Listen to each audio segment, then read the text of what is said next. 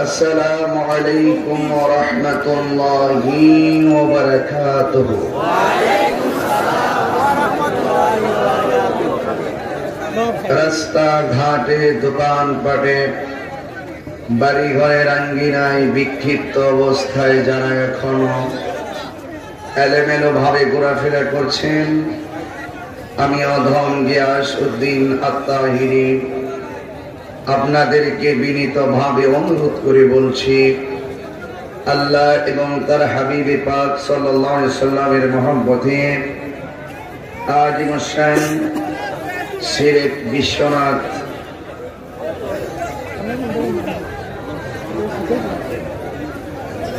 পুরাতন হাবড়া বাজার দক্ষিণের মাঠ ইমাম হুসাইন রাদিয়াল্লাহু তাআলা আনহু ইসলামী সুন্নি সংস্থার উদ্যোগে কবরবাসীর স্মরণে সালে সওয়াবের মাহফিলে চলে আসুন। এই মুহূর্তে আমরা যারা বসে আছি, আল্লাহ যেন আমাদের সকলকে কবুল করে, সকলে বলুন আমিন। সালাতু ওয়া সালামু আলাইকা ইয়া রাসূলুল্লাহ,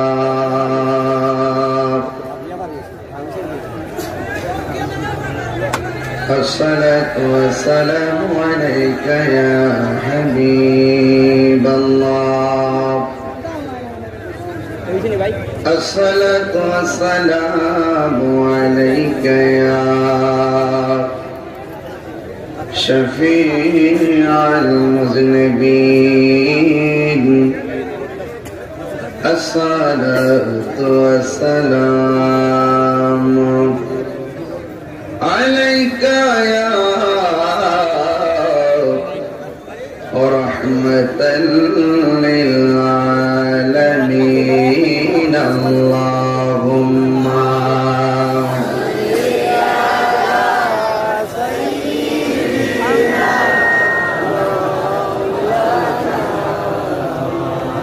وعلى آل سيدنا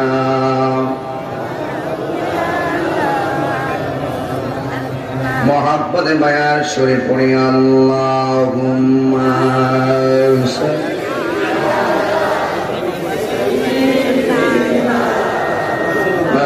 মাওলানা মুহাম্মদ ওয়া আলা আলি সাইয়্যিদিনা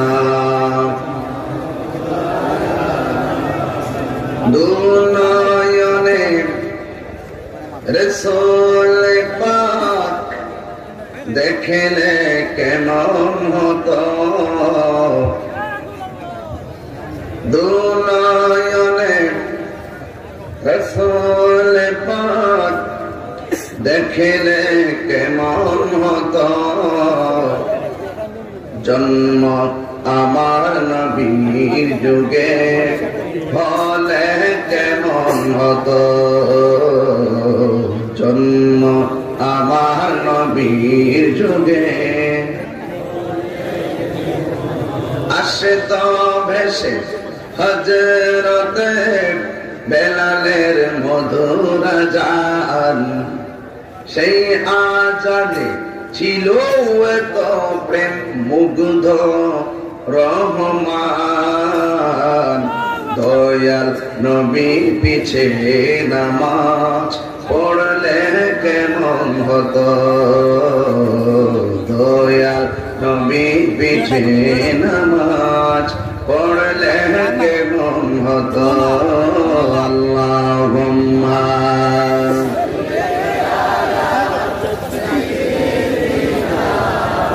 মাওলানা মুহাম্মদ ওয়া আলা আলি সাইয়্যিদিনা লা ইলাহা মাওলা ইলাহা মারহাবা লা ইলাহা হাসবি রাব্বি জাল্লাল্লাহ, হাসবি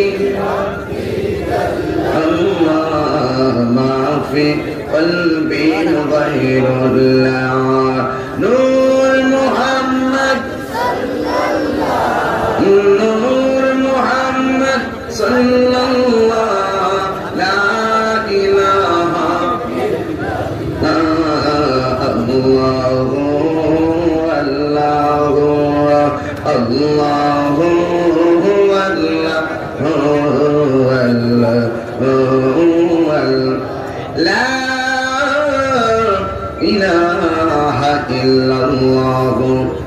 মুহাম্মাদুর রাসূলুল্লাহ সাল্লাল্লাহু আলাইহি ওয়াসাল্লাম।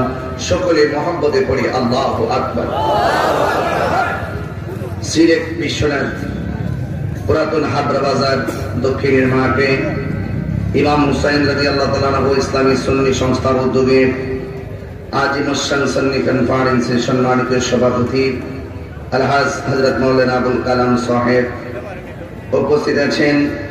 হযরত আল্লাহ মাওলানা কারি মাহমুদুর রহমান জালালী সাহেব, মাওলানা আমিনউদ্দিন সাহেব, হাফেজ কারি ফয়সাল আহমদ সাহেব, কারি শফিকুর রহমান সাহেব।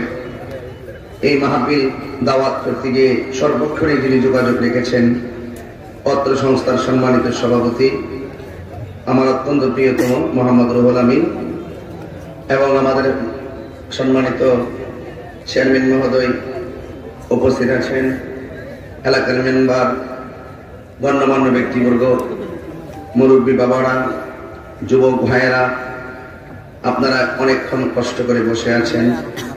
আমি একটু জ্যামে পড়ে যাওয়ার কারণে একটু বিলম্ব হয়ে গেছে। তবে একটি কথা বলি যে আল্লাহ পাক আমাদেরকে এনেছেন, শুকরিয়া দেন সকলে কণ্ঠটাকে উঁচু করে দিয়ে পড়ুন আলহামদুলিল্লাহ। লাখ কোটি দরুদ ও সালাম ওই নবীর নূরানি কদম মোবারকে যিনি হায়াতুন নবী, নূর নবী সাল্লাল্লাহু আলাইহি সাল্লামের উম্মত হিসাবে আল্লাহ পাক আমাদের সকলকে কবুল করেছেন। এই জন্য শুকরিয়া দেন আবারও পড়ি আলহামদুলিল্লাহ। আপনারা দেখেছেন আমার আজকে আলোচনার বিষয় হলো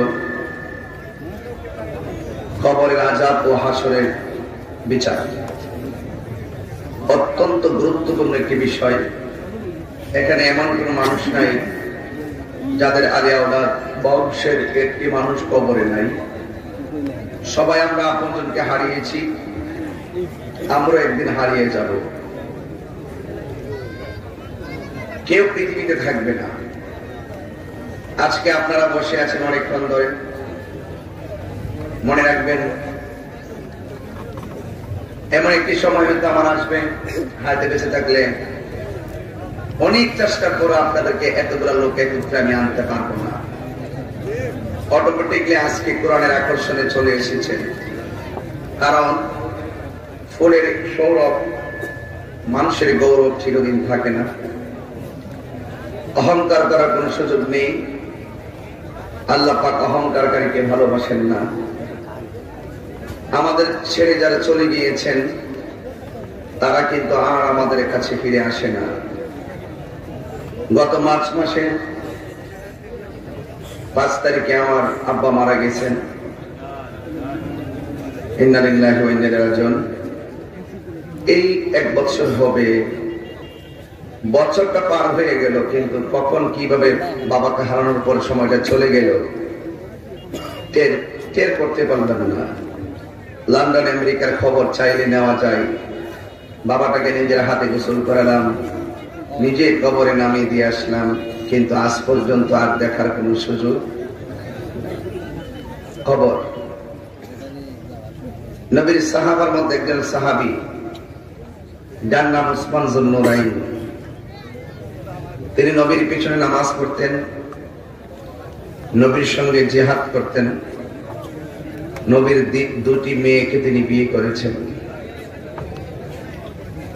অনেক সৌভাগ্যবান একজন ব্যক্তি। 10 জন সাহাবা যারা জান্নাতের টিকিট লাভ করেছেন, এর মধ্যে একজন হলো হযরত উসমান যুন্নুরাইন। সে উসমান যুন্নুরাইন সব জায়গায় গেলে শুধু আনন্দ থাকতেন, একটি জায়গায় গেলে শুধু তিনি চোখের পানি ফেলে কান্না করতেন। এই জায়গাটা হলো কবর। তাকে প্রশ্ন করা হলো, উসমান, আপনি জান্নাতের টিকিটওয়ালা, আপনি কাঁদেন কেন? তিনি বললেন, আমি কাঁদি এই জন্য, যদি টিকিট যিনি দিয়েছেন তিনি যদি আমার টিকিটটা ছিনিয়ে নেন, আমার কোন কর্মের কারণে আল্লাহ আবার অসন্তুষ্টি হয়ে যায়। আর আমার নবী বলেছেন, আখিরাতের প্রথম মঞ্জিল হলো কবর। এই কবরটা অত্যন্ত ভয়াবহ একটি জায়গা। রাস্তা হলো দুটি, একটি হলো ভালো রাস্তা আর একটি হলো মন্দ রাস্তা। মা আতাকুম রাসূলু ফাখুযুহু ওয়া মা নাহাকুম আনহু ফান্তাহু। যা কিছু কল্যাণকর তা আমাদেরকে পালন করতে হবে, যা কিছু অকল্যাণকর তা থেকে আমাদেরকে দূরে থাকতে হবে। একটু জবানটা ছেড়ে বলুন, রাস্তা কয়টা? জোরে বলুন। একটা হলো ভালো পথ, সাউন্ড একটু কমাই দেন। একটা হলো ভালো পথ আর একটি হলো মন্দ পথ।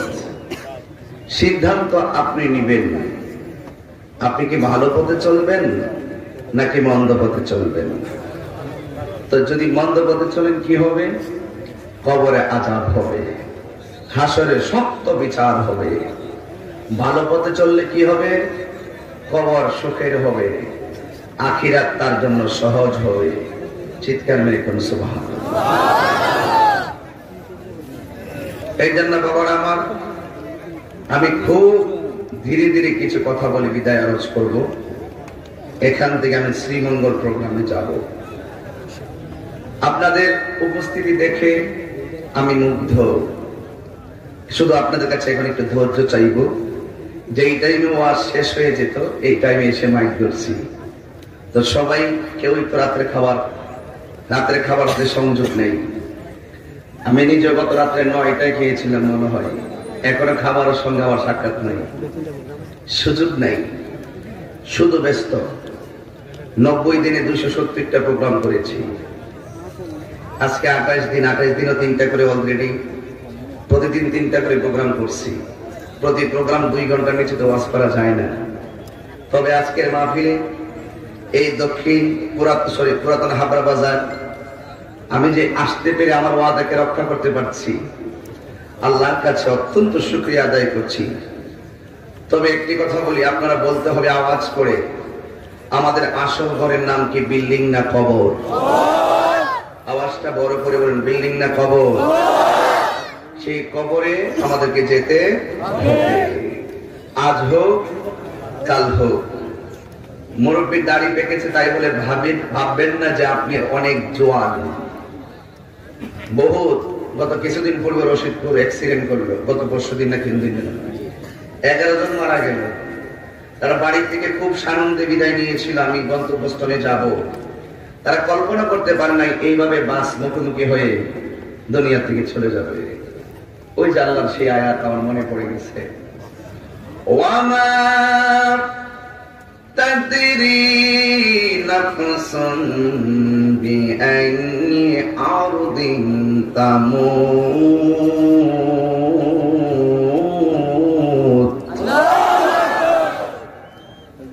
আল্লাহ রাব্বুল আলামিন বলেন, তোমরা তো জানো না কোন জায়গায় তোমরা কিভাবে মারা যাবে। আপনারা জবান ছেড়ে দিয়ে বলতে হবে, জবান খুলে বলুন জানে কে? আল্লাহ রাব্বুল আলামিন জানে। এই জন্য ভরসা করবো একজনের উপর, তিনি হলেন আমার আল্লাহ। তিনি যতদিন হায়াত রেখেছেন আমি ততদিন দুনিয়ার মধ্যে থাকব। আমি ছিলাম নিষ্প্রাণ, আমার মাঝে আল্লাহ রাব্বুল আলামিন প্রাণ দিয়েছেন। আমি বলি না, আমার আল্লাহর কোরআন সাক্ষী দেয়। কাইফা তাকফুরুনা বিল্লাহি ওয়া কুনতুম আমওয়াতান ফাআহইয়াকুম সুম্মা ইউমীতুকুম সুম্মা ইউহয়ীকুম সুম্মা ইলাইহি তুরজাউন।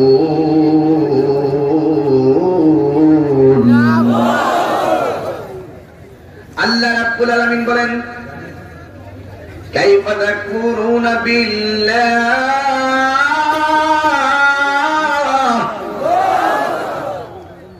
তোমরা কিভাবে আল্লাহকে অস্বীকার করছো।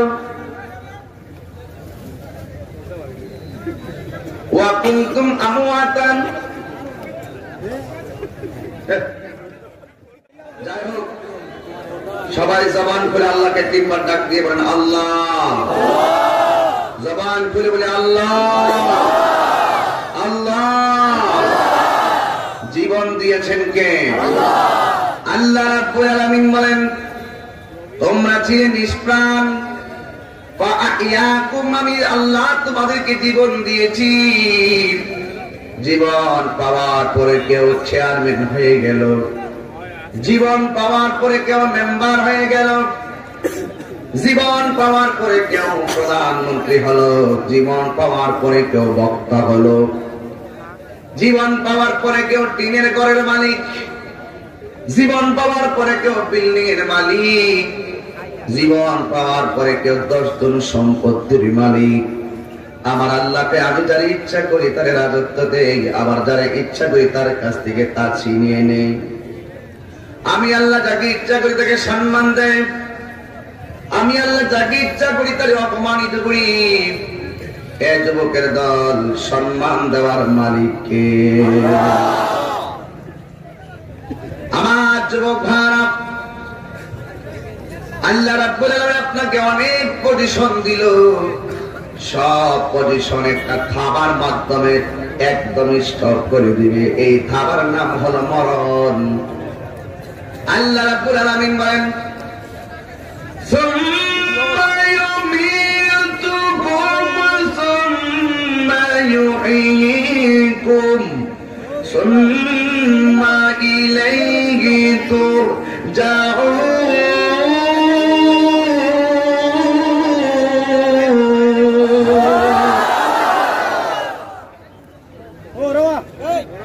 তোমাকে আল্লাহ রাব্বুল আলামিন এত কিছু দেওয়ার পরে মরণ নামক খাবার মাধ্যমে তোমার সব শেষ হয়ে যাবে।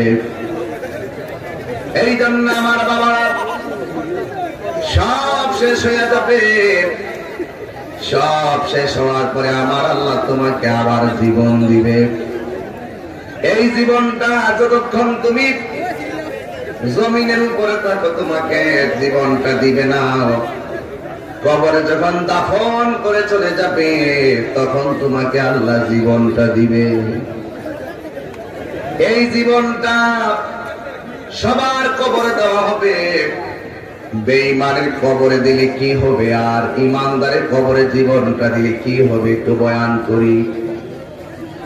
ইমানদারের যখন ভিতরে রূহটা দেওয়ার আগে আল্লাহ বলবেন ও ফেরেশতারা, আমার প্রেমিক আমার ঘরে আসছে, কবরের ভিতরে এসেছে, একটু পরে আমার প্রেমিক বান্দার ইন্টারভিউ হবে, তার ভিতরে রূহটা নিয়ে প্রবেশ করায়া দিয়ে আসো। তার ভিতরে রূহটা দিয়ে আসো। নিচে মাটি, ডানে মাটি, বামে মাটি, তার ভিতরে রূহটা যখন দিয়ে দিবে ইমানদার কবরের ভিতরে জিন্দা হয়ে যাবে। কোন বান্ধব নাই, কেউ নাই। আমার নবী বলেন কবরের ভিতরে যখন রূহটা ভিতরে দিবে, কবরের উপরে যারা আপনজন হেঁটে হেঁটে বাড়িতে বিদায় হয়ে যায় তাদের পায়ের আওয়াজ কবরবাসী নিজের কানে শুনতে পাই।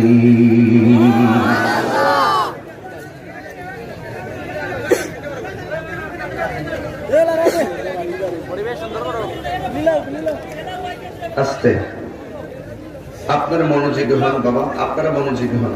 ওরা যেটা মানছে এই পর্দাটা খুলতে পারেন, সমস্যা নেই, খুলে দেন, অসুবিধা নেই। কি সমস্যা, কি বক্সের জন্য? আচ্ছা আচ্ছা, আওয়াজ ওই মাইকে সরঞ্জাম দিয়ে আছে, অপারেটরের সমস্যা নেই। এই খুলবা না কেউ। কোথায় আসলাম রে বাবা? কিছু জায়গায় যাই দেখি মাঠ নাই, মানুষ ছাদের উপরে, আর এখানে মাঠ আছে, সব আছে। একটু একদম প্যান্ডেল না করে যদি সমস্ত মাঠ শুধু লাইট লাগাই দিতে, এই প্রোগ্রামটাকে ইতিহাস হয়ে গেছে। এবং এটা প্রেমের ইতিহাস হতো। কথা কোন ঠিক কিনা বলে? যতগুলো লোক বসার ততগুলো লোক দাঁড়ানো। এটাকে কেমন লাগতেছে না? আনইজি লাগতেছে। কেউ বসে আছে, কেউ দাঁড়িয়ে আছে, কেউ কথা বলছে, এইভাবে তার চলে না। যাই হোক, আমি যেই কথাগুলো বলছিলাম, হায়াতের মালিককে, মওতের মালিককে, আজকের মাহফিলে আসতে পারায় কারা কারা খুশি একটু হাত তুলে দেখান।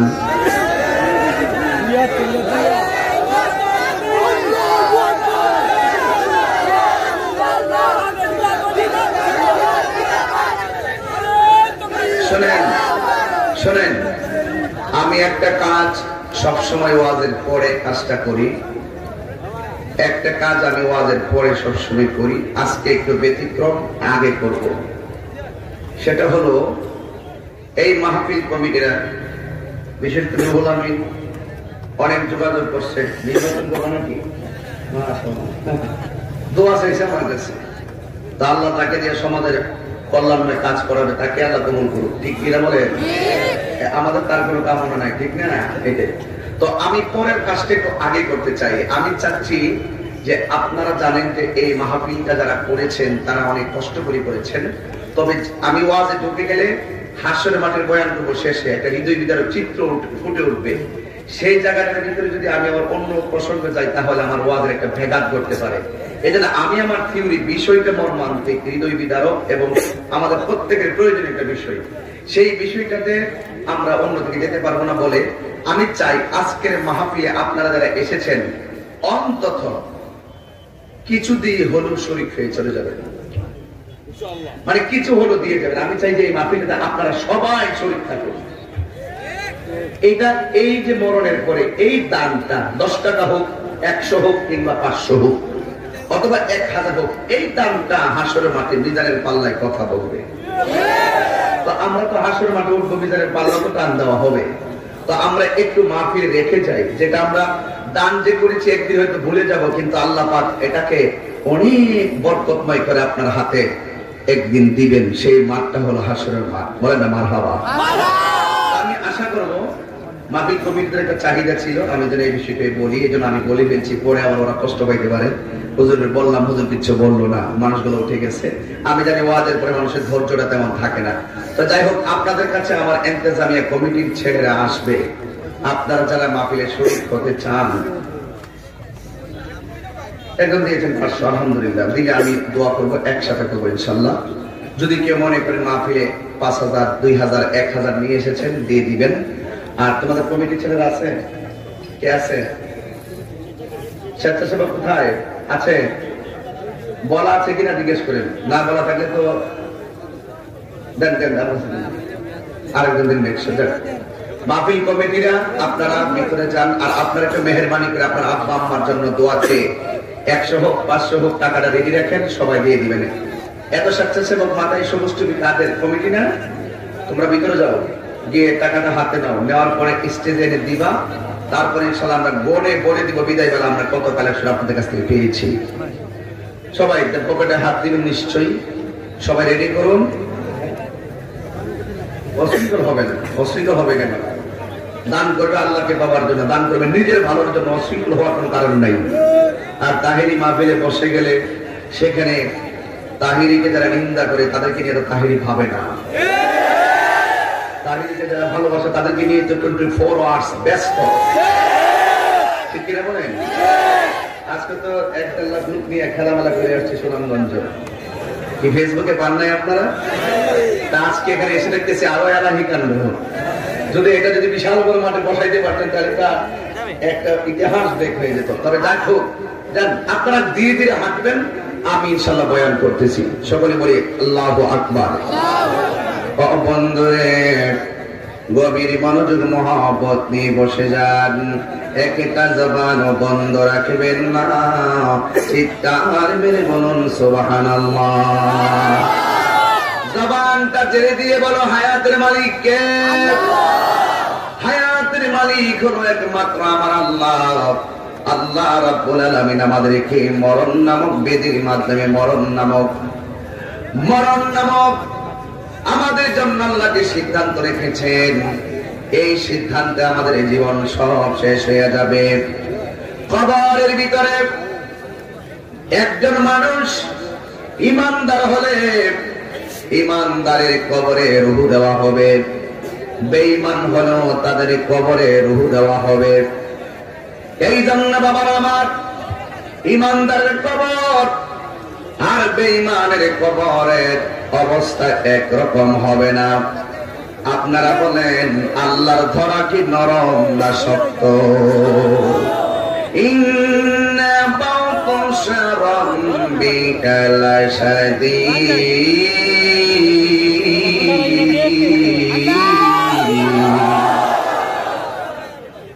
আল্লাহ রাব্বুল আলামিনের ধরা অনেক শক্ত। এ যুবক, ইমানদারের ভিতরে যখন রূহটা দিবে, ইমানদার কবরের ভিতরে জিন্দা হবে। দুইজন ফেরেশতা কবরের ভিতরে যখন নামবে, নামার পরে ইমানদারকে তুলে বসাবে। ইমানদারকে প্রশ্ন করবে, মার রব্বুকা, তোমার রবকে?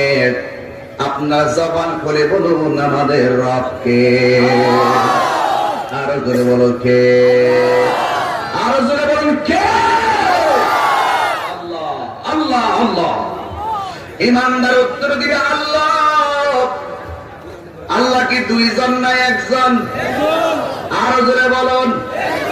যদি কেউ বলে আল্লাহ দুইজন, তার ইমান থাকবে না। একমাত্র একজন সেজদা পাওয়ার মালিক, জবান করে বলুন তিনি কে? আল্লাহ ছাড়া কারোর কাছে মাথা নত করা যাবে না, আল্লাহর সঙ্গে শরীক করা যাবে না।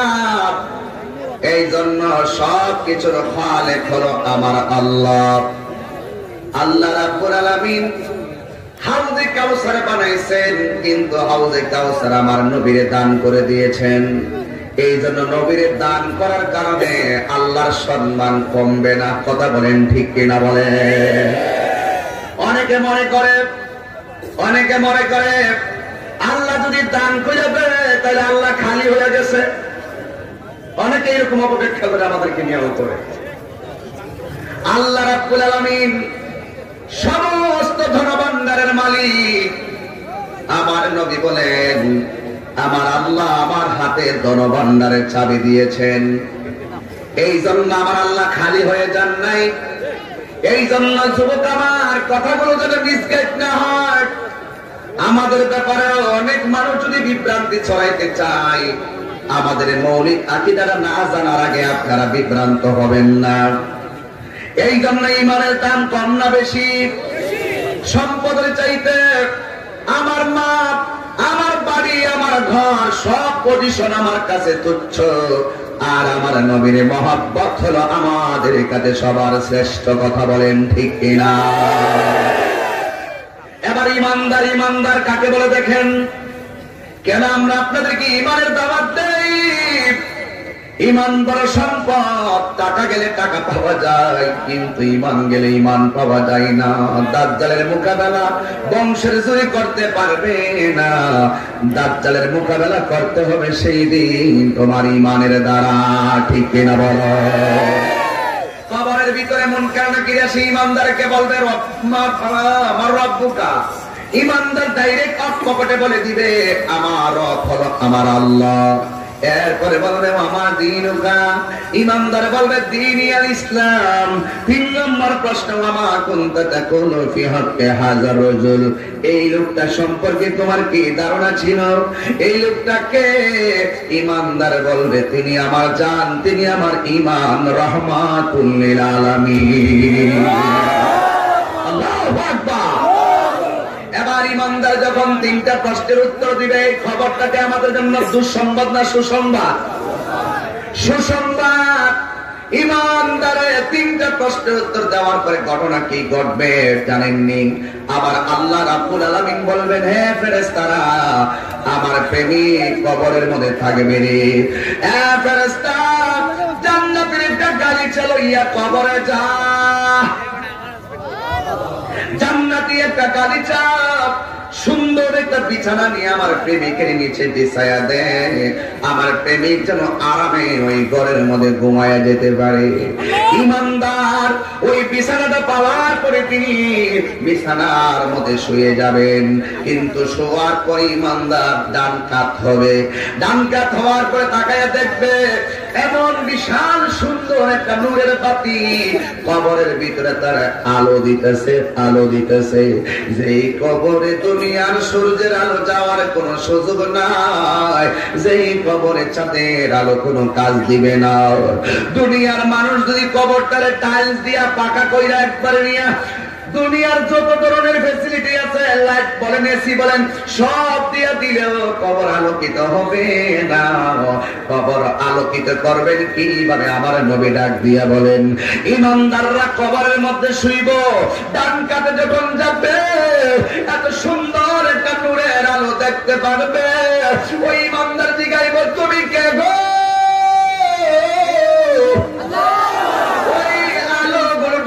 বলবে, আমার চিনো না, আমি কেউ না, আমি হইলাম তোমার জিন্দেগির সব নেক আমলের বস্তা, সব নেক আমলের পুঞ্জি, সব আমি একত্রিত হয়ে আমার আল্লাহ তোমার নেক আমল গুলোকে কবরের ভিতরে আলো বানায়া পাঠাইয়া দিছে। এরপরে সে বাম কাত হবে, ইমানদার বাম কাত হওয়ার পরে দেখবে সুন্দর একটা নূরের লাইট দেখা যায়। জিজ্ঞাসা করবে, তুমি কে? এত সুন্দর আলো, আমার স্নিগ্ধ আলো দিচ্ছ, তুমি কে? কয়ে, তুমি আমারে চিনো না। আমি কে জানোনি? আমি হইলাম দুনিয়ায় তোমার কোরআন তেলাওয়াত। কোরআন শরীফ বলে লাভ আছে না নাই? সন্তান যদি ইমানদার বানাইতে চাও, নেককার বানাইতে চাও, সন্তানটার পেটে থাকা অবস্থায় সন্তান তোমার কাছে কি চাই জানোনি? সন্তান পেটে থাকা অবস্থায় সন্তান তোমার কাছে চাই তুমি যেন মুখ দিয়া খারাপ কথা না বলো, তুমি যেন চোখ দিয়া খারাপ কিছু না দেখো।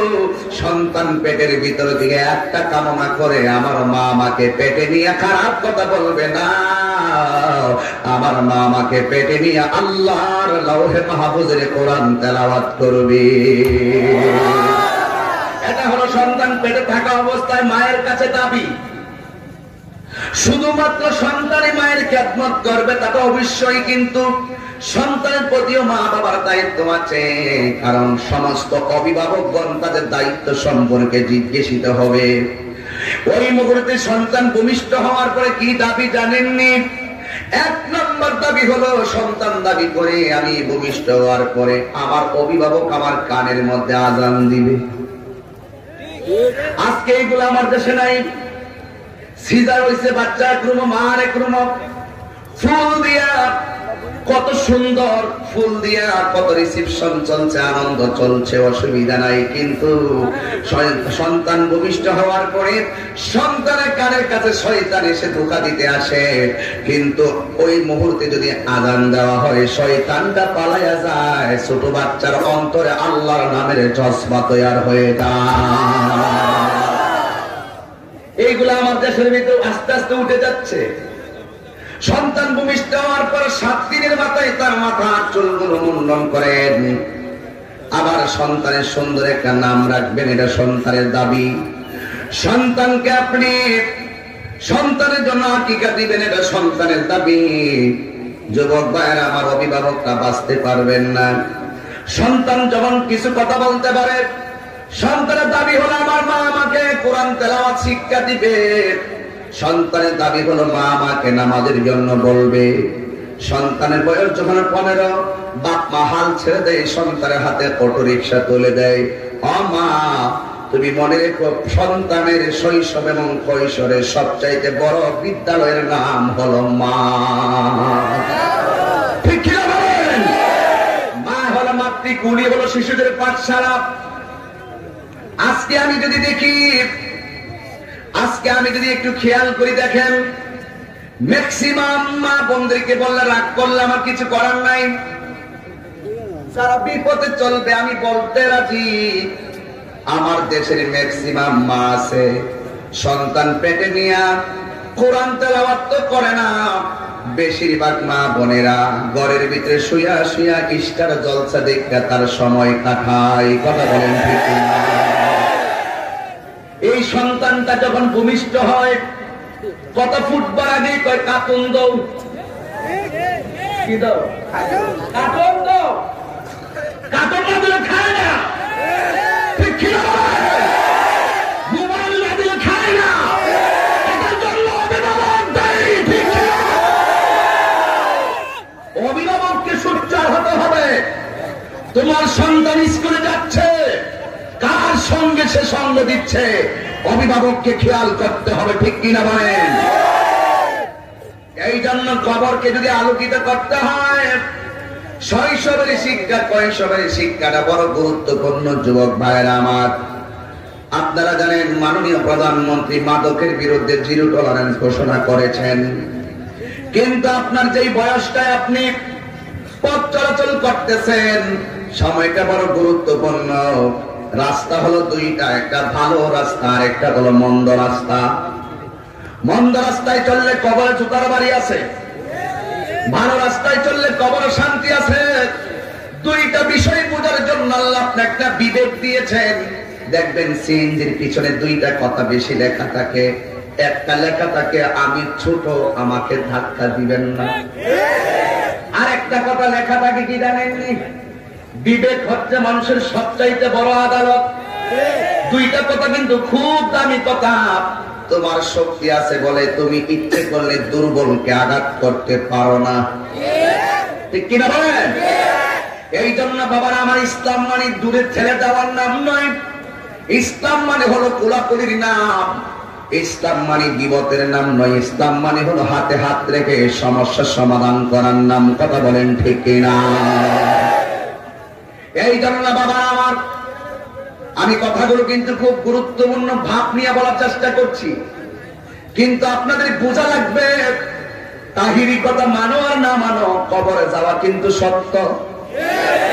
আমার কথা মানো আর না মানো, আজরাইলের খাওয়া কিন্তু সত্য। কথাটা ঠিক কিনা বলো? এই জন্য ইমানদার যখন কবরে যাবে বাম পাশে দেখবেন নূরের একটা আলো ঝলমল করে। তাই আমার ছিল না, আমি হইলাম তোমার দুনিয়ার কোরআন তেলাওয়াত। আমার দেশের ঘরের ভিতরে কোরআন আছে কিন্তু কোরআন তেলাওয়াত নাই। আমার নবী বলে যেই ঘরে কোরআন নাই, যেই ঘরে সেই সমাজে কোরআন নাই, সেই সমাজ আল্লাহর রহমত নাই। করোনা মহামারী কি এমনি আইসা বসতে মনে করেন? এমনি আসে না, এমনি আসে না। একটা বছরের দিকে একটা বছর ফিরে তাকান, বিশ্বের সবগুলো রাষ্ট্র কেমন কুত্তা পাগলের মতো হয়ে গেছিল। কারে কেমনে ধরবো, কারে কেমনে মারবো, এই দেশ জয় করো, মুসলমান মাইরা শেষ করে ফেলাও। আর মুসলমানের মধ্যে কিছু মুসলমান গোপনে ওই ইহুদি খ্রিস্টানদের কাছে ইমান বিক্রি করে ফেলাইছিল। কথা বলেন ঠিক কিনা?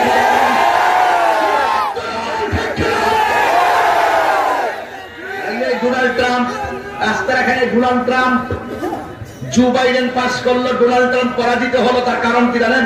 এই ডোনাল্ড ট্রাম্প সে জুতা পরিধান করে খানায় কাবার চত্বরে তার ওয়াইফকে হাতের মধ্যে নিয়ে চুলগুলো এলোমেলো ভাবে ঘোরাফেরা যেদিন করেছিল, সেদিন আমি রাতের বেলা চোখের পানি ফেলে কান্না করছিলাম। কোনদিনও এমন ভাবে আমার খানায় খাবার চত্বরে সে প্রেসিডেন্ট হতে যাই হোক, আমার নবীর দেশের চাইতে বড় নয়, ওই নবীর রওজা মুবারক থেকে বড় নয়। যখন দেখলাম ওই সৌদি আরবের বাদশাহ ওই প্রধানমন্ত্রী তাকে দাওয়াত করে এনে এইভাবে এলোমেলো ঘুরাইছিল আর এই মহিলাদেরকে লাইসেন্স দিয়েছিল, সিনেমা হল উদ্বোধন করেছিল, সেদিন আমি চোখের পানি ফেলে কান্না করেছিলাম।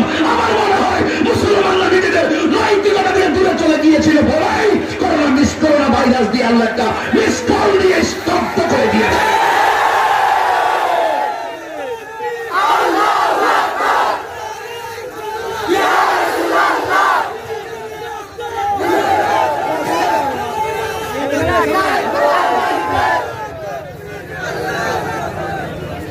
কথা বলুন ঠিক কিনা বলেন? এই জন্য যুবক ভাই আমার, জবান খুলে বলুন আল্লাহর ধরা কি নরম না শক্ত? আরো যে বলেন নরম না শক্ত? ওই শক্তটা কিন্তু আপনারা বুঝবেন না। এই কেমন শক্ত এটা আমরা বুঝবো না। যখন ধরাই পড়ে তখন সবাই বুঝে। তাহিরি বিরুদ্ধে দোকানে বসে মন্তব্য করা সহজ, কিন্তু তাহিরির মতন রাস্তা ঘাটে হাটে ঘাটে বাজারে দিনে রাইতে 24 ঘন্টায় এইভাবে লক্ষ মানুষ নিয়ে কোরআন সুন্নাহর আলোকে কথা বলা অনেক কঠিন। পিছনের লোকে কি বলে তা দেখার টাইম তো তাহিরির নেই। একটা কথাই বলি, মুসলমান যখন তাদের জায়গাটা ছেড়ে ভিন্ন জায়গায় চলে গিয়ে আল্লাহ এবং রাসূলের সঙ্গে নাফরমানি করবে, মুসলমান তুমি বাঁচতে পারবে না। এই পৃথিবীতে যত গজব আছে, যত মহামারী আছে, সব আমাদের হাতের কামাই। তুমি ভালো, সমাজ ভালো, আপন ভালো তো দেশ ভালো, আমি ভালো সারা দুনিয়া ভালো। কথা বলেন ঠিক কিনা বলেন? এই জন্য আগে নিজেকে চিনুন। যদি কবরে যান, সুখ আছে দুঃখ আছে। এবার ইমানদারের কবরে দুই পাশে দুইটা আলো, তার নেক আমলগুলো আলো দিবে, কোরআন তেলাওয়াত তার আলো দিবে। আমার আল্লাহ বলেন ফেরেশতারা আমার প্রেমিকের কবরে জান্নাত থেকে একটা প্রেমের হাওয়া দিয়ে দে। জোরে বলো সুবহানাল্লাহ। জান্নাতে একটা হাওয়া কবরে ঢুকবে। ইমানদার কবরের ভিতরে একদিন নয়, 2 দিন নয়, একেবারে ওই যে ইসরাফিলের সিংহা ফু দেওয়ার আগ পর্যন্ত কবরের ভিতরে আরামে ঘুমায়া থাকবো, আরামে ঘুমিয়ে থাকবে ইমানদার। এবার আসো দেখি একটু বেঈমানের ব্যাপারে বলি। বেঈমান কবরে যখন, বেঈমান কি কবরে দিবে? আরে কবরে তো 3টা প্রশ্ন হলো পরে। আমার নবী কয় সবচাইতে বড় কিয়ামত হলো আজরাইল যখন তার রূহটা বের করে নিয়ে যাবে,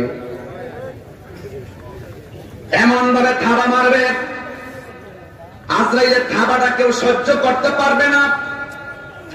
একমাত্র ইমানদাররা মায়ের স্তন থেকে দুধ পান করতে করতে ঘুমায় গেলে যেমন লাগে, ইমানদার এমন মনে করবে।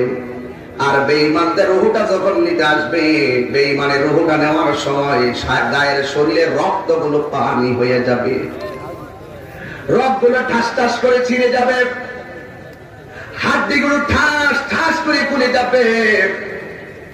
আর তার চতুর্পাশে আপনজনরা বসে থাকবে। এক একবার ঘাটটা মুড়ায়, এইভাবে মুড়ায়। ঘরের মানুষ মনে করে মনে হয় পেটে ব্যথা করে, কিন্তু তার চোখের সামনে যা আজরাইলে ধাও মারতেছে, এই খবর কিন্তু ঘরের ভিতরে কাহারও নাই। পাশে আছে আপনজন, চতুর্পাশে দাঁড়ানো, কিন্তু আজরাইলে কোন সময় ঢুকবে যাররা পরিমাণ কেউ টের পাবে না। এমন ভাবে রুহটা নিয়ে যাবে। আমার নবী বলেন বেঈমানের রুহ নেওয়ার সময়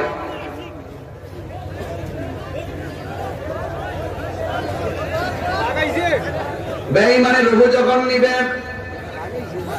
বেঈমানের রক্তগুলো পানি পানি হয়ে যাবে। আর বেঈমানকে যখন কবরে নামায় দেওয়া হবে, মুনকার নাকির কবরে ঢুকবে, কেমন একটা আওয়াজ হবে জানেননি বাবা? যেন পৃথিবীটা পুরা টলমল শুরু করবে। তাদের হাতের নখগুলো দিয়ে কবরটা কুদাল দিয়ে যেমন মাটি কাটে, ধাম ধাম করে আওয়াজ হয়, ঠিক এমন ভাবে ওই মুনকার নাকির কবরে ভিতরে আওয়াজ করে ঢুকবে। বেঈমান দিশাহারা হয়ে যাবে, পাগলের মতো হয়ে যাবে। ওই বেঈমান কি হলো বন্ধু নাই বান্ধব নাই, ভয়ঙ্কর চেহারা করে মুনকার নাকির কবরে ঢুকে হলো মার রব্বুকা লা আদরি, আমি জানি না। ওয়ামা দীনুকা লা আদরি, আমি জানি না। ওয়ামা কুনতা তাকুলু ফি হাক্কি হাদার রাসূল, আমি জানি না। যেই মাত্র বলবে জানি না, আমার নবী বলেন কবরে 3টা আযাব বড় ভয়ঙ্কর। একটা আযাব হলো কবরের ডান পাশের মাটিগুলো এক প্রান্তে চলে যাবে, বাম পাশের মাটিগুলো আরেক প্রান্তে চলে যাবে। আমার নবী বলে এই 2 পাশের মাটিগুলো তারা এমন জোরে চাপা মারবে গো, আমার নবী বলেন ডান পাশের হাড্ডিগুলো ভাঙ্গা বাম পাশের হাড্ডির পাটুকরিতে ঢুকে যাবে, বাম পাশের হাড্ডিগুলো ভেঙে ডান পাশে ঢুকে যাবে, তসতস বানায়া ফেলবে। আমার নবী বলেন মাটির চাপাটা এত ভয়ঙ্কর, ওই চাপাটা মারার সাথে সাথে কবরের বেঈমানটা এমন একটা চিৎকার মারবে, ওই কান্নার আওয়াজ যদি দুনিয়ার সুস্থ মানুষের কানের মধ্যে লাগতো, ওই মানুষটা একেবারে কানের পর্দা ফেটে রক্তক্ষরণ হতে হতে মারা যেত।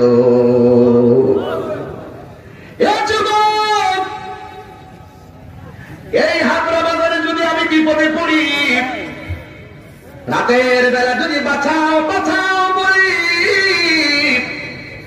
আমার বাঁচাইবার জন্য চেয়ারম্যান দৌড় দিবে, দোকান থেকে বাইরে তাহির ভাই কি হইল, এলাকার মানুষ দেখবে কি হলো, আমি শত্রু হইলো বলবে কে কে কি হইলো কি হইলো। শত্রু বলেন বন্ধু বলেন, যখন রোডে অ্যাক্সিডেন্ট হয় তখন মানুষ কিন্তু মানুষগুলাকে রিসিভ করার জন্য পাগল হইয়া যায়, কিন্তু দুনিয়ার বিপদে মানুষ মানুষের কাছে আগায়া যায়। কিন্তু কবর এমন বিপজ্জনক জায়গা, লন্ডন আমেরিকার খবর চাইলে নেওয়া সম্ভব, কিন্তু কবরের খবর নেওয়া সম্ভব না। কবরের খবর নেওয়া সম্ভব নয়। এই আমার যুবক ভাইরা, হৃদয়টাকে দিলটাকে নরম করে কথা শুনো। মুখাতি কথা বলা যায়, সব ওয়াজে কথা বলা ঠিক নয়, কারণ মরণ লাগবে তোমারও আমারও। আল্লাহ রাব্বুল আলামিন বলেন, মিনহা খালাকনাকুম ওয়া ফিহা নুঈদুকুম ওয়া মিনহা নুখরিজুকুম তারাতান উখরা।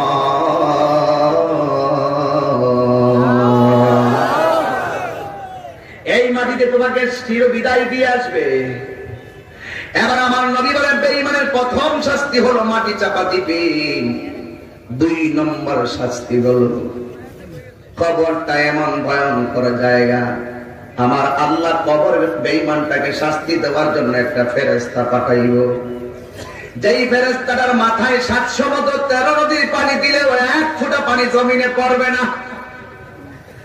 ছোট্ট একটা কবরের ভিতরে এত বিশাল বড় ফেরেশতা ঢুকবো কেমনে, এটা নিয়ে চিন্তা করার দরকার নাই, ঢুকাইবার মালিককে। এই জন্য আমাদের ক্ষুদ্র জ্ঞানে আমার মহান রবের কুদরত বোঝা বড় কঠিন। এই জন্য যুবক, এবার বেঈমানকে শাস্তি দেওয়ার জন্য একটা ফেরেশতা পাঠাবে বিশাল বড়, কিন্তু ফেরেশতার সমস্যা হলো 2টা। 1 নম্বর ফেরেশতাটা কান দিয়া শোনে না, 2 নম্বর ফেরেশতাটা চোখ দিয়া দেখে না। এক হইল অন্ধ, এই অন্ধ ফেরেশতা চোখ দিয়া দেখে না, কানে শোনে না, এই ফেরেশতাই কবরে নামাইবে, হাতের মধ্যে গর্জন দিয়ে দিবে, হাতুড়ি দিয়া দিবে পিটা। এবার কবরে যাওয়ার পরে তারা এমন ভাবে আঘাত করবে, কোথায় পড়তেছে ফেরেশতা দেখে না, কেমন ভাবে কাঁদতেছে ফেরেশতা শোনে না। 1 দিন না 2 দিন নয়, কই দিন আমার আল্লাহ পাক ভালো জানে। এই জন্য আমার বাবারা নবী বলেন, কবর আযাব হলো সত্য। আমার নবী একদিন কবরের পাশ দিয়া যাচ্ছেন, হঠাৎ করে দেখতেছেন 2টা কবরের মধ্যে আযাব হচ্ছে। নবী আমার খেজুরের ডাল হাতের মধ্যে নিলেন, 2টা কবরের মধ্যে 2টা খেজুরের ডাল লাগাইয়া দিলেন। লাগাইয়া দেওয়ার পরে আমার নবী বলেন, 2টা কবরে আযাব হয়, বেশি বড় ধরনের কারণে আযাব হয় না। একটা কবরে আযাব হচ্ছে সে প্রস্রাব করে পবিত্রতা অর্জন করত না। হ্যাঁ যুবক, তুমি মাহফিলে এসেছ, বুকে হাত দিয়া তো বলতে পারবে না, এমন অনেক পোলাপান আছে বলতে পারবে না প্রস্রাব করে পবিত্রতা অর্জন করেছে, অথচ মাহফিলে বসে আছে। যুবক, আল্লাহর কসম করে বলি, পবিত্রতা অর্জনকারী যারা, তাদেরকে আমার আল্লাহ বড় বেশি ভালোবাসে। 2 নম্বর হলো আমার নবী বলে, আর একটা কবরে আযাব হচ্ছে, ওই কবরের মানুষটা চুগলখড়ি করত। আমার সমাজের সবচাইতে বড় সমস্যা হলো চুগলখড়ি। চেয়ারম্যানের সামনে থেকে আপনার লগে আমি আসি, যেই মাত্র গোপন হয়ে যায় আরেকজনের কাছে যায়, আমি তো নিয়ে নেব। আমার নবী বলেন, কাফেরের চাইতে মুনাফিক আরো ভয়ঙ্কর। কথা ঠিক কিনা বলেন? চুগলখড়ির ধরনটা তো আপনি বুঝেন না। 24 দিন চেয়ারম্যানের সাথে ঘুরবো, ঘুরে বেড়া জায়গায় জায়গায় জায়গায় জায়গায় জায়গায় জায়গায় যাইব আর টাকা খাইব। নির্বাচনের একদিনাকে এটা আরেকটারে কয় ঠিক আছে, একদিনে পোল্ট্রি রয়েছে বুঝে গেছে। আল্লাহর গজব করবো, আল্লাহর গজব করবো। মানুষের সঙ্গে প্রতারণা যারা করে, যারা ওয়াদা ঠিক রাখতে পারে না, যারা ওয়াদার খেলাপ করে, আমার নবী বলে এরা হলো মুনাফিক। ইদা ওয়াদা আখলাফ, ইদা ওয়াদা আখলাফ। যারা ওয়াদা খেলাপ করে কি বলা হয় মুনাফিক। আর কাছে ইদা তুমি না আনা, যারা আমানতের খেয়ানত করে এরাও মুনাফিক। কথা এখন ঠিক না বেটি? তো মুনাফিকের শাস্তিটা কেমন হবে বলা দরকার আছে না? তাইলে একটু আওয়াজ কি জোরে পড়তে পারবেন? আল্লাহকে কি জোরে ডাক দিতে পারবেন? আপনার বাজার যারা আছে দোকানদার চলে আসো কি কোন আপনারা, তাইলে একটু আওয়াজটা বড় করে বলবেন মুনাফিকের শাস্তিটা কেমন হবে। ইন্নাল মুনাফিকিনা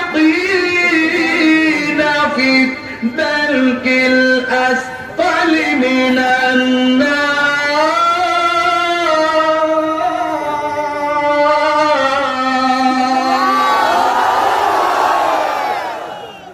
মুনাফিকরা থাকবে জাহান্নামের সর্বনিম্ন। এই মুনাফিক করেন আর বেঈমান বলেন কবর শাস্তি আছে না নাই? চুগলখোর সবচাইতে বড় ভয়ঙ্কর। সমাজের বেশিরভাগ ক্ষতি হচ্ছে মুনাফিকদের কারণে। কথা বলেন ঠিক কিনা? এই আপনাদের এলাকার দক্ষিণ হাবড়া আর হাবড়া বাজার, আর একটা বাজারের নাম কোন? নতুন হাবড়া, পুরান হাবড়া। নতুন আছে পুরানো আছে, কিন্তু সবচেয়ে বড় কথা হলো নতুন বাজারে হেরা জিতছে। সারা জীবন কইব নতুন বাজার, 100 বছর হইলেও কইব নতুন বাজার। আর পুরাতন বাজারে 100 বছর পর্যন্ত বলবে কি পুরান বাজার। যাক পুরান চাল বাতে পারে, লাকড়ি একটু বেশি লাগে। কথা কর ঠিক না বেশি? যাক বাবার আমার অসুবিধা নাই। নতুন বাজার পুরান বাজার চুগলখোর চিনাইতাম না একটু? আচ্ছা চিনাই দিয়া যায়। নতুন বাজার এরিয়ার মানুষ আছে পুরাতন বাজারের এরিয়ার একটা মেয়ে দেখতে গেলে স্বাভাবিক পাশের ঘরের মানুষকে জিজ্ঞাসা করে এমুকের মেয়েটা কেমন, আমার ছেলে দিয়া নিতে চাই। পাশের বাড়ির মানুষটা কয় এমুকের মেয়েটা 5 ওয়াক্ত নামাজ পড়ে, মাশাআল্লাহ। এমুকের মেয়েটা কোরআন তেলাওয়াত করে, আলহামদুলিল্লাহ। এমুকের মেয়েটা খুব ভালো করে পর্দা করে চলে। তাহলে বিয়া নিশ্চিত, ঠিক না? বিয়া নিশ্চিত না? কোরআন তেলাওয়াত করে রিপোর্ট ভালো, কোরআন তেলাওয়াত করে রিপোর্ট ভালো, নামাজ পড়ে রিপোর্ট ভালো, পর্দা করে রিপোর্ট ভালো। কিন্তু 98 কিন্তু ভালো। লাস্টে কি কথা দেখলি? সারাদিন দেখছি ফোনে কার সাথে কথা। এই হলো চুগলখোরদের চরিত্র।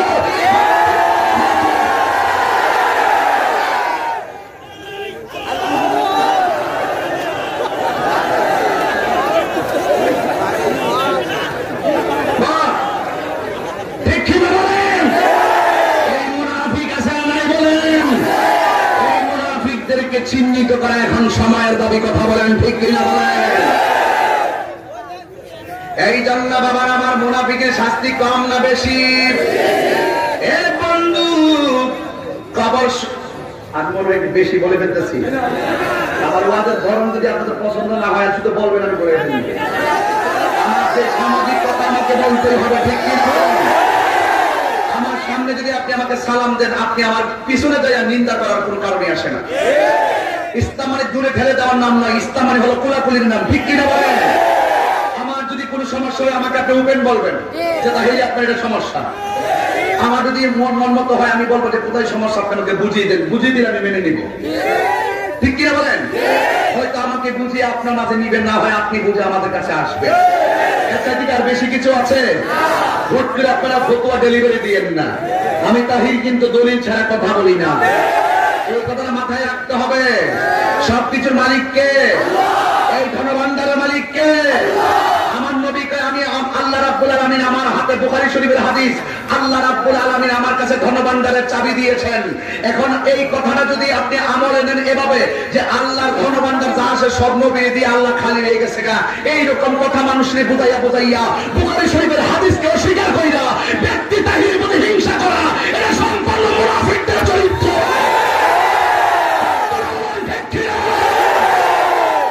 এই মুনাফিকদের কারণে সমাজে সবচেয়ে বড় ক্ষতি।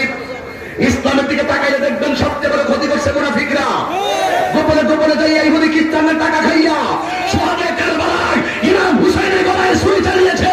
আজকে তো ইহুদিরা চালাইতো মনে দুঃখ নিতাম না, খ্রিস্টান চালাইলে মনে দুঃখ নিতাম না, কারবালায় ইমাম হুসাইনের গলায় ছুরি চালাইছে। দাড়িওয়ালা, টুপিওয়ালা, পাগড়িওয়ালা, নামাজওয়ালা মুনাফিকের বাচ্চা।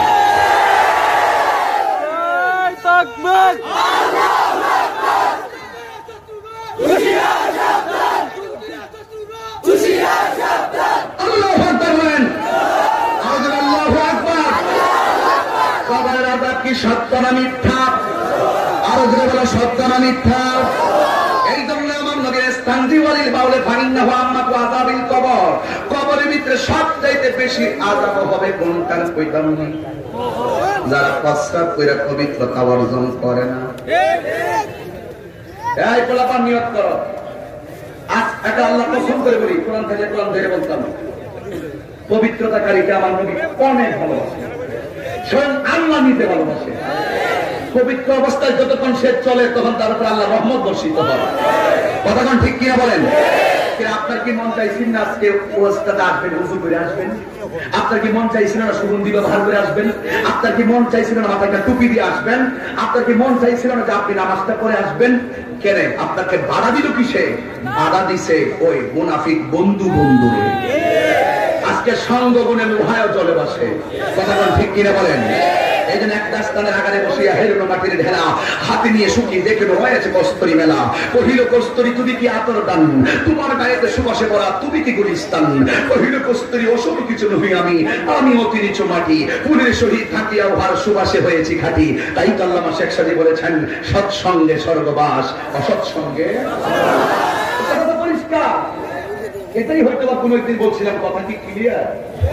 এটার নিয়ে বহুত দিচ্ছে, এই জন্য এখন বলি কথা পরিষ্কার। যারা ইংলিশ বুঝে না এদেরকে কি বলবো? এখন কথা পরিষ্কার, আমি বাংলার গান গাই। কথা বলেন, ঠিক কিনা বলেন? এই কথাগুলো দুঃখের সাথে বলি, মানুষ এমন কিছু বিষয় নিয়ে আমাদেরকে প্রশ্নবিদ্ধ করে। আমি ওয়াজে করলাম আল্লাহর জিকির, এই জিকিরটারে বানাইছে ডিজে গান। বানাই না বিয়ে বাড়িতে নাচানাচি করে, হিন্দু বাড়িতে নাচানাচি করে, অনুষ্ঠানে নাচানাচি করে, পিকনিকে নাচানাচি করে। অনেক হুজুররা আবার বলে, তাহিরি তুমি এখন ওয়াজের মাঠে নাই, তুমি চলে গেছো হিন্দু বাড়িতে। মানে আমাকে খেয়ে করে কথা বলে আর কি। আমি ওই মৌলবীর একটু বলতে চাই, আমি করলাম মাহফিলে আল্লাহর জিকির, আল্লাহর জিকিরকে কেটে নিয়ে যারা ডিজে গান বানালো। আর হুজুরদের যে কোনো আলেম হোক, কওমি হোক সুন্নি, যে কোনো আলেম হোক না কেন, যে কোনো আলেমদের ভিডিও খণ্ডিত অংশকে কেটে নিয়ে বিকৃত করে যদি মানুষের সামনে উপস্থাপন করে, ইসলাম এবং উলামায়ে কেরামদেরকে হাসির তামাশা বানাইতে চাই। উলামায়ে কেরামদেরকে বলবেন কেন, যারা টিকটক বানায়, যারা হুজুরদেরকে অপমান করার চেষ্টা করে, ওই ইহুদি খ্রিস্টান দালালদের বিরুদ্ধে কথা বলবে।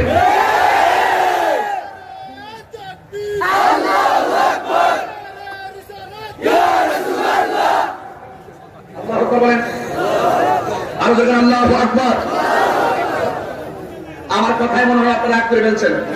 আমি এগুলো বলতাম না, আমি জানি এই এলাকায় যদি ছেলে চারজন, তোমরা কে, কোথা থেকে আসছো?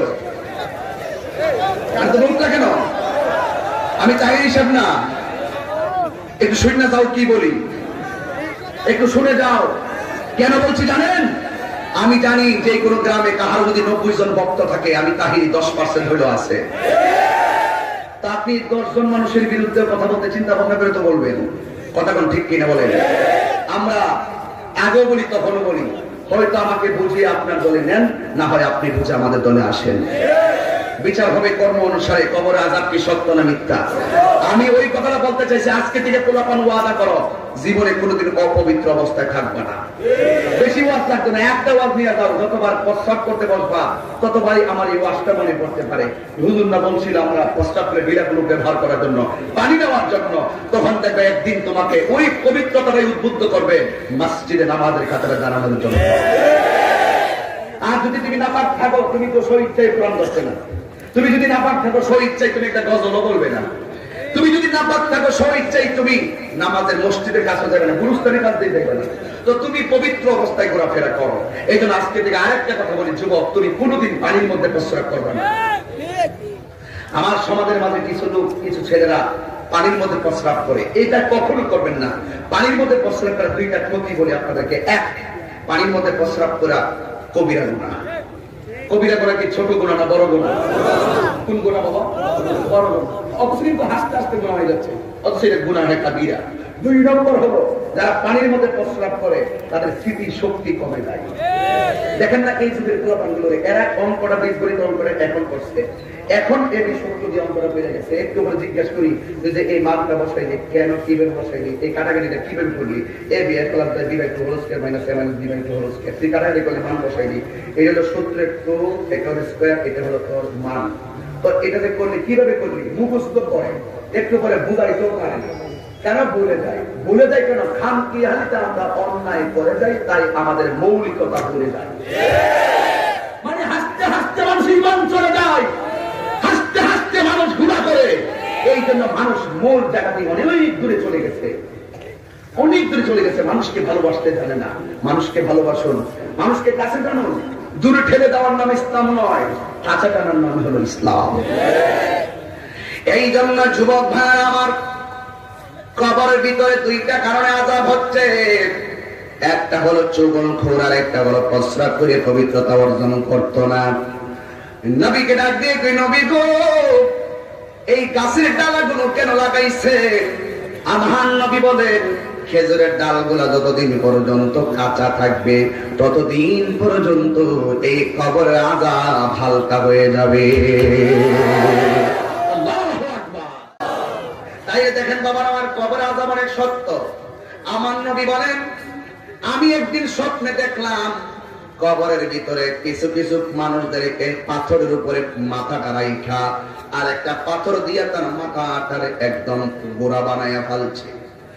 নবী আমার ডাক দিয়ে কয়, ফেরেশতা, পাথরের উপরে মাথা রেখে কেন পাথর দিয়ে মাথাগুলাকে একদম চূর্ণ বিচূর্ণ করে মগজগুলা ছিটে ছিটে করছে? আর সাহাবার ফেরেশতা ডাক দিয়ে বলেন, ইয়া রাসূলুল্লাহ, নবী গো, এরা কারা জানেননি? এরা হলো দুনিয়ায় মা বাবার মনে কষ্ট প্রদানকারী। তো বাঁচবেন দিকায় মাকে ধমক মারেন না, কোনো অসুবিধা নেই, মারেন। আপনি জোয়ান মানুষ, বাবা তো বৃদ্ধ মানুষ, মার টিপতে পারেন। তুমি বাবারে বুড়া মনে করে ধমকটা মেরে দিছো, তোর ছোটবেলা গলা টিপ দিয়ে বাইরে ফেলা দরকার ছিল। তুমি যখন লড়তে পারতে না, মা তোমাকে কুলি কুলি কুলি পিটে করে ডান ডান করে করে তোমাকে তিলে তিলে বড় করলো। আজকে ওই মা বুড়া হয়ে গেছে, তুমি মারে ধমক দিয়ে কথা বলো। ওই মা তোমার ধমক খাওয়ার জন্য প্রস্তুত ছিল না, ঠিক কিনা বলেন? এরপরে আমার নবী বলে, আমি দেখলাম স্বপ্নে রক্তের একটা নদী, রক্তের নদীর ভিতরে অনেকগুলা মানুষ হাবুডুবু খাইতেছে। আর হাবুডুবু খাওয়ার ভিতরে আমি দেখলাম রক্তের পানিগুলা দুনিয়ার আগুনের চাইতে 70 গুণ গরম। ওই গরম পানির মধ্যে হাবুডুবু খাচ্ছে, আর পানির মধ্যে সাঁতরাইতে সাঁতরাইতে তারা কিনারে যখন আসে, ফেরেশতারা হাতের মধ্যে পাথর নিয়ে তারা এমন একটা ডিল মারে আর তাকে উড়াইয়া আবার নদীর মাঝখানে নিয়ে ফেলে দেয়। এবার জিজ্ঞাসা করা হয়, যুবক, যুবকের দল, আমার নবী ডাক দিয়ে কয়, ফেরেশতারি, ওরা কারা যাদেরকে এমন ভাবে রক্তের নদীর ভিতরে আগুনে কষ্ট দেওয়া হচ্ছে? ফেরেশতা বলে, নবী গো, এদেরকে চিনেন না? এরা হলো দুনিয়ার সুদখোরের দল। এই সুদখোর আছে না নাই? কথা বলা বাবা, সুদখোর আছে না নাই? 10 লক্ষ টাকা ব্যাংকে সুদ লাগায় গেছেন, হুট করে আপনি অ্যাক্সিডেন্টে মারা গেছেন অথবা স্ট্রোক করে মারা গেছেন। ওই 10 লাখ টাকা সুদের টাকা আপনি দিয়া গেলেন, সন্তান সুদের টাকা তুললে অ্যাপাচি কিনে আর R15 কিনে এমন ভাবে মোটরসাইকেল নিয়ে নিয়ে বাবুগিরি করে, কিন্তু কবরে জোতার বাড়ি কিন্তু ছেলে খাবে না। আপনি কিন্তু কবরে শাস্তি আছে না? না। এই জন্য সুদ খাওয়া হারাম। আহাল্লাল্লাহুল বাই'a ওয়া হাররামার রিবা।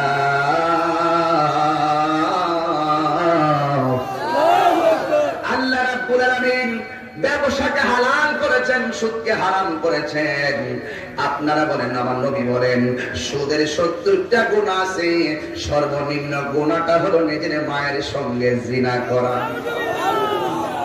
এই সুদখোররা শোনো, আজকে থেকে নিয়ত করি আমরা জীবনে আর সুদ খাবো না। রাজি আছেন কিনা বলেন? আমার দেশে সুদ এমন ভাবে চলে মনে হয় তো এটা হালালের উপরে হালাল, 100% হালাল। আগে তো গোপনে সুদ দিত, এখন স্ট্যাম্প করে 5 জন সাক্ষী রেখে আমার থেকে সুদের টাকা নিচ্ছে। এই সুদ এখন মহিলারাও খায়, আপনারা জানেন না তো? সুদ এখন মহিলারাও খায়। ওরা স্বামীর 1 লাখ টাকা একজনের কাছে রাখে 1100 টাকা। 1000-এ কত? 10,000-এ 1000, 1 লাখে 10,000। 5 মাস রাখলে 50,000, আর 1 বছর রাখলে 1,20,000। 1 বছর পরে স্বামী যখন বলে টাকাটা কি করছো, খাইয়া বলাইছো, স্ত্রী ডাক দিকে, তুমি যে কি বলো, আমি তোমার টাকার জন্য যাও, তোমার টাকা লাগবে। এই জামাই টাকা জামাই ফিরাই দিছে। কারণটা কি জানেন? ওই যে আবার 1 লাখ দিয়ে 1 লাখ বানাই নিয়েছে। কতক্ষণ ঠিক কিনা বলে? হারামের মধ্যে আরাম নাই। হারামের মধ্যে কি নাই? হারামের মধ্যে আরাম নাই। মাইক নাই, অসুবিধা নেই, আওয়াজে শোনেন। আর আওয়াজ লাগতো না। আমি বেশি লম্বা করবো না, তবে একটা কথা, উচিত কথা বলতে আমি কোনদিন দ্বিধা করি না। আমার সমাজের ম্যাক্সিমাম মসজিদের সভাপতি সুদখোর। রাগ করেন, গুসা করেন, অসুবিধা নাই। আমার চোখে দেখছি বহুত সুদখোর সভাপতি। এই সুদখোরে ঢাকার থেকে আব্বা ডেকে এনে কেন সভাপতি বানায় না? প্রয়োজনে 5 ওয়াক্ত নামাজ পড়ে লোকটা মাছ মারে, কিন্তু লোকটা 5 ওয়াক্ত নামাজ পড়ে, তার অর্থ সম্পদ নাই, সেই লোকটাই হবে মসজিদের সভাপতি।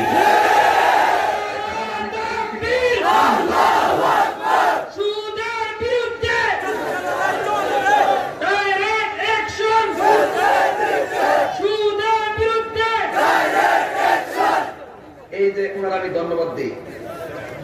আমরা যদি সচেতন হই, আমরা সবাই যদি কর্জে হাসানা, আমরা মানুষকে হাওলাত দেই, কর্জে হাসানাটা দেই, ধার দিই, অথবা আমাদের এই বাংলাদেশের যত গণবান ব্যক্তি আছে, তারা যদি তাদের সম্পত্তির যে জাকাত আছে, এই সম্পত্তির জাকাত যদি সুষম বন্টন নীতির আলোকে গরিবের হাতে হাতে তুলে দিত, তাহলে এই দেশের গরিব জনতা কখনো সুদের মতো এমন ভয়াবহ দিকে পা বাড়াতো না। ঠিক না?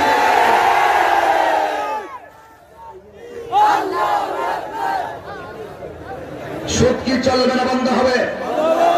সুদ কি চলবে না বন্ধ হবে?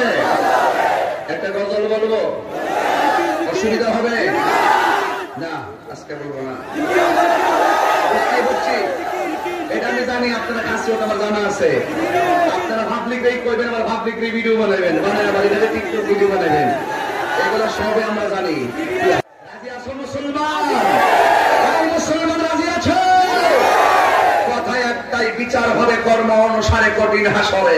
আমার নবী বলেন এই কবর থেকে মানুষ হাসরের মাঠে উলঙ্গ অবস্থায় উঠবে। একমাত্র একজন জান্নাতি কাপড় পরে উঠবেন, তিনি হলো আমার রাহমাতুল লিল ওয়ামা আরসালনাকা ইল্লা রাহমাতাল লিল আলামিন।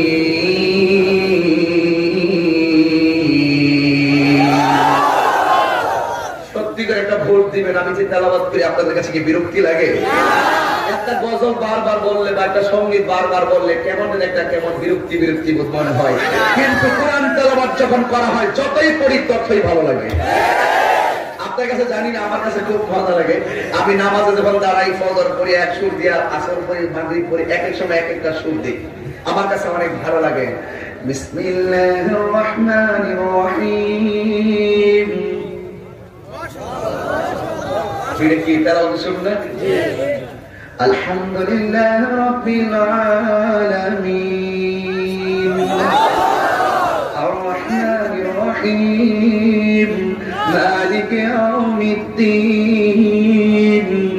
ইয়্যাকা না'বুদু ওয়া ইয়্যাকা নাস্তাঈন ইহদিনাস الصراط المستقيم صراط الذين أنعمت عليهم غير المغضوب عليهم ولا الضالين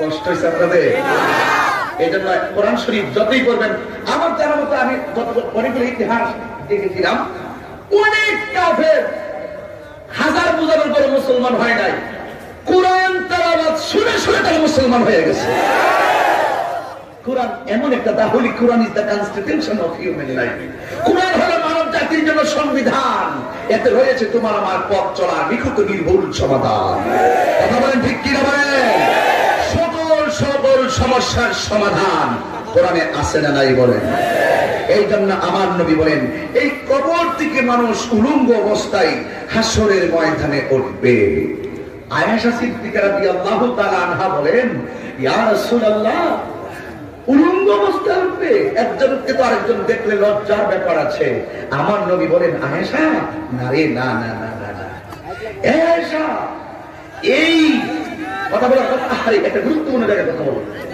মানুষ বুঝে না কিছু এই যে মানুষ কবর থেকে যখন উঠবে গাছটা এমন বাঁকা করে উঠবে একজনের দিকে আরেকজন তাকাবে 1 সেকেন্ডের জন্য সময় পাবে না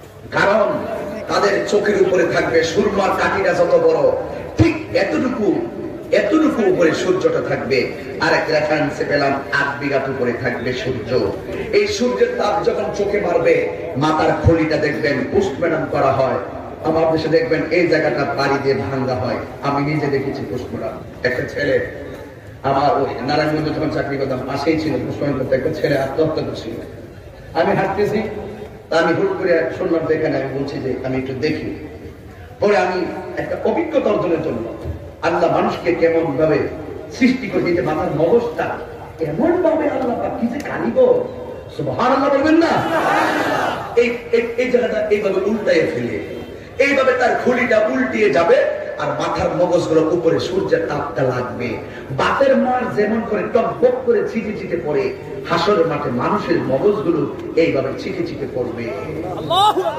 যার গুনাহ যেমন সেই অনুপাতে তার শরীর থেকে ঘাম ঝরবে এই ঘামের পানিতে মানুষ সাঁতার কাটবে কেউ হাঁটু পানিতে সাঁতার কাটবে কেউ গিরা পানিতে সাঁতার কাটবে কেউ গলা পানিতে সাঁতার কাটবে যার গুনাহ যেমন তার সাঁতার তেমন যুবক তোমার চেতনা এখন আসে না যুবক যে কোনো মুহূর্তে তুমি মরে যেতে পারো আমার চোখে দেখেছি আমি প্রতিদিন গাড়ি দিয়ে চলি আমার চোখে দেখেছি কত অ্যাক্সিডেন্ট আমার সামনে দিয়ে এইভাবে মোটরসাইকেল টাইনে গেল একটু পরে গিয়ে সামনে দেখলাম লাশ হয়ে পড়ে আছে সে জানে না ওখানে তার মরণ হবে যে কোনো মুহূর্তে তুমি চলে যেতে পারো এই জন্য বলো ইমানের জিন্দেগি আমরা চাই কি চাই না জোরে বলুন চাই কি চাই না আল্লাহ পাক হাসরের মাঠটা কিন্তু কায়েম করবে দুইটা কারণ এক নম্বর আল্লাহ বলেন ফালাই يعمل مثقال ذرة خيرا يره ومن يعمل مثقال ذرة شرا يره الله رب العالمين বলেন তোমরা যারা যারা যারা পরিমাণ নেক কাজ করেছো আমি আল্লাহ হাসরের মাঠে প্রতিদান দিব আর যারা যারা যারা পরিমাণ খারাপ কাজ করেছো আমি আল্লাহ রাব্বুল আলামিন তার প্রতিফল দিব এই হিসাবটা নেওয়ার জন্যই আল্লাহ রাব্বুল আলামিন হাসরের ময়দান সাজাবেন কিন্তু আমার আল্লাহ হাসরের ময়দানটা যখন সাজাবেন আমার আল্লাহ দুইটা রং ধারণ করবেন একটা হলো কাহ্হার আরেকটা হইল রহিম এই দুইটা রং ধারণ করে কাহ্হার হয়ে তিনি যখন বলবেন লিমানিল মুলকুল ইয়াউম আজকে রাজত্ব কার যখন ডাকটা মারবে আওয়াজ হয়ে যাবে একমাত্র রাজত্ব হলো কার সব তোমার আমি দুনিয়াতে বানাইছি তোমার তো আমি আল্লাহ বানাইছি বড় মায়া কইরা আমার ফার্স্ট গ্যালারিতে প্রায় 20 জন লোক বসে আছে একটা বার তাকায় দেখেন একটা চেহারার সঙ্গে আরেকটা চেহারা মিলে না আল্লাহ রাব্বুল আলামিন কুরআনে বলেন ফি আই সূরাতিন মা শাআ রাক্কাবাক আমি আল্লাহ রাব্বুল আলামিন তোমাদেরকে বড় মায়া কইরা বানাইছি আমি আল্লাহ যেমন চাইছি আমি আল্লাহ তেমন বানাইছি আল্লাহ রাব্বুল আলামিন আরেক জায়গায় বলেন লাকাদ খালাকনাল ইনসানা ফি আহসানি তাকওয়িম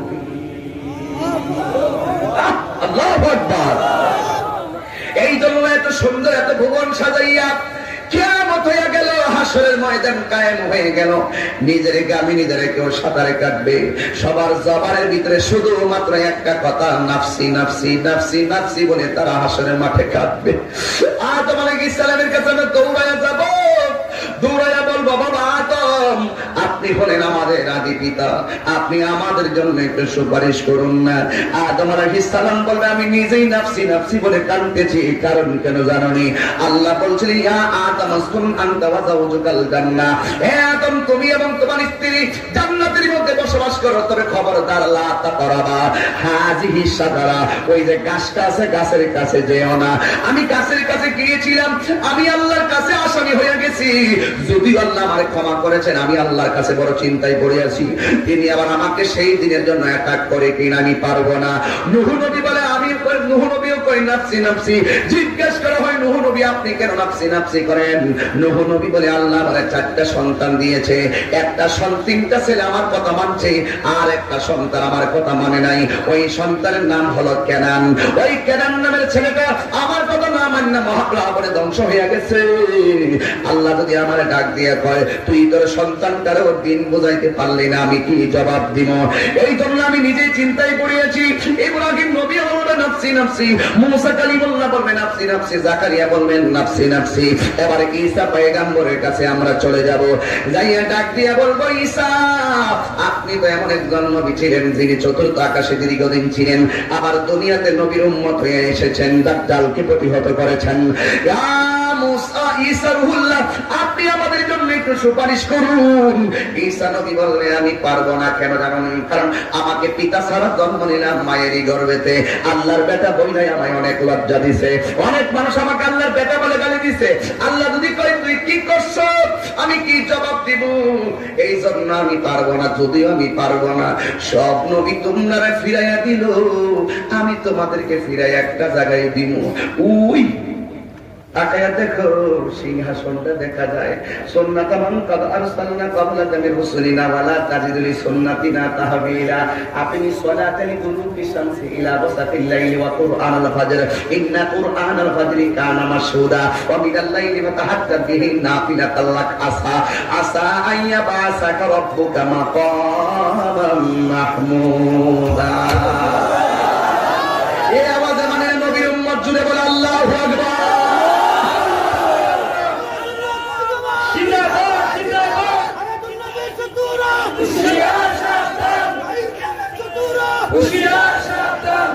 আল্লাহু আকবার, আল্লাহু আকবার বলেন।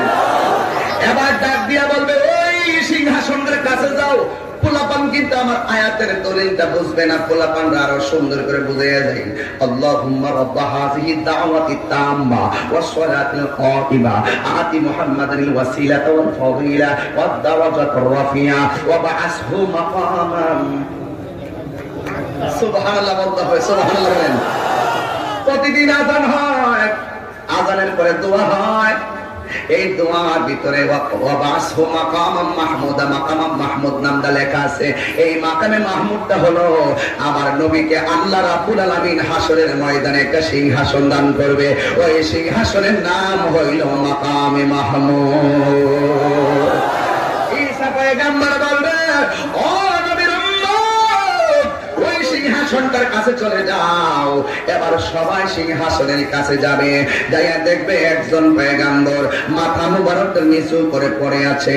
এবার আদম নবী যে ময়দানে বলে নাফসি নাফসি, ইব্রাহিম নবী যেখানে বলে নাফসি নাফসি, আমরা সবাই হাসরের ময়দানে দৌড়াইয়া গিয়ে দেখবো আমার নবী, আপনার নবী ওই মাকামে মাহমুদের গোড়ায় সেজদায় পড়ে পড়ে উম্মতি উম্মতি বইলা কাঁদতেছে। নবী আমার মায়ের পেট থেকে দুনিয়া এসে উম্মতের জন্য কাঁদলো। জীবনে 27টা যুদ্ধে গেল, গায়ের মধ্যে পাথর পয়লা রক্ত মুবারক ঝরলো, কোনদিন নবীর দন্ত মুবারকের ব্যথায় কান্দে নাই। শুধুমাত্র আমার নবী আপনার নবী কেঁদেছেন উম্মতের জন্য। সেই নবীর কোনদিন কষ্ট দিও না রে উম্মতের দল। আমরা এত পাগল হইছি না নবীর বিরুদ্ধে কথা বলবো, আমরা এত পাগল হই না যে আল্লাহর সঙ্গে কারো শরীক করব। আল্লাহ নবীর সম্মান বাড়াইছে খুব দূরাই এটাও জানি না। আমার আল্লাহ রাব্বুল আলামিন মহান, আমার আল্লাহ রাব্বুল আলামিন মহান। আমরা এত পাগল হইছি না যে শিরিক আর কুফরি করব। আমরা তো গরিব মনে যতটুকু আমাদের বিবেকে ধরেছে আমরা কথা বলি। যদি আমার চাইতে বিবেকওয়ালা মানুষ থাকে আমারে বোঝাইব, কথা কোন ঠিক কিনা বলে? একটা মানুষের অনর্থক হয়রানি করেন ফেসবুকে ইউটিউবের ভিতরে কোন ধরনের বাক বিতণ্ডা তৈরি করে দিয়ে নিজের ভাইরাল করতে চেষ্টা করিয়েন না। একটা কথা মনে করি, নিজে তুলে ধরতে পারে না যদি আল্লাহ তার দিকে না তাকায়, কথা বলেন ঠিক কিনা? এই জন্য তুমি আমাকে নিন্দা করো, অসুবিধা নাই। যুবক আমি ওই নবীর শান গাই, আমি ওই নবীর গান গাই, আমি ওই নবীর কথা বলি। যেই নবীকে আমার আল্লাহ কালিমুল্লাহ বলে নাই, যেই নবীকে আল্লাহ হাবিবুল হারায় খলিলুল্লাহ বলে নাই, যেই নবীকে আল্লাহ সফিউল্লাহ বলে নাই, যেই নবীকে আল্লাহ নাজিবুল্লাহ বলে নাই, যেই নবীকে আল্লাহ খলিফাতুল্লাহ বলে নাই, যেই নবীকে আল্লাহ রুহুল্লাহ বলে নাই, যেই নবীকে আমার আল্লাহ হাবিবুল্লাহ বলেছে।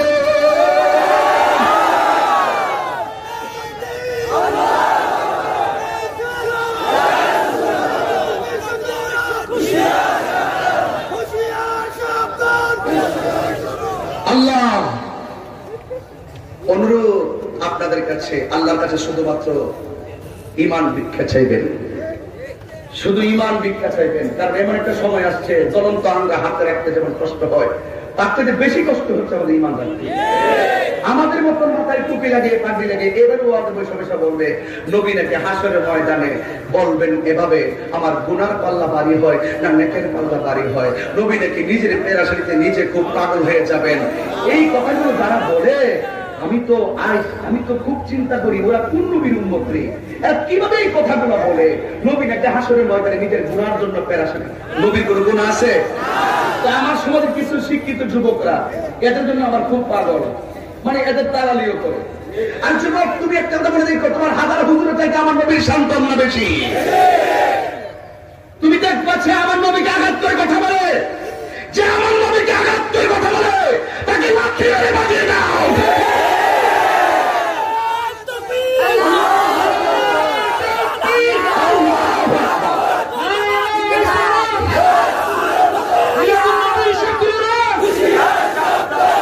আল্লাহু আকবার বলেন। এ আমার সিলেটবাসী, বিশ্বনাথবাসী, আমি শুধু একটি কথাই বলতে চাই, আমার নবী সুপারিশ করার ক্ষমতা আছে না নাই? আওয়াজ আসতে করিও না। আমরা হাত হেরে যাওয়া জাতি নয়, আমরা বীরের জাতি। বাবা শাহজালাল তো সেই শাহজালাল যিনি আল্লাহু আকবার বলার মাধ্যমে গৌরবকে বিবেকে চুরমার করে দিয়েছিলেন।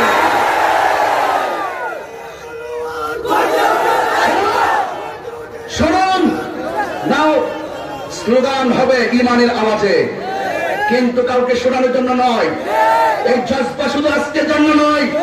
আমি তাহির বিশ্বনাথ আর আসতে পারি আর না পারি, সিলেটের জমিনে আসতে পারি আর না পারি, একটি কথা মনে রাখো, জীবন বারবার মরণ একবার।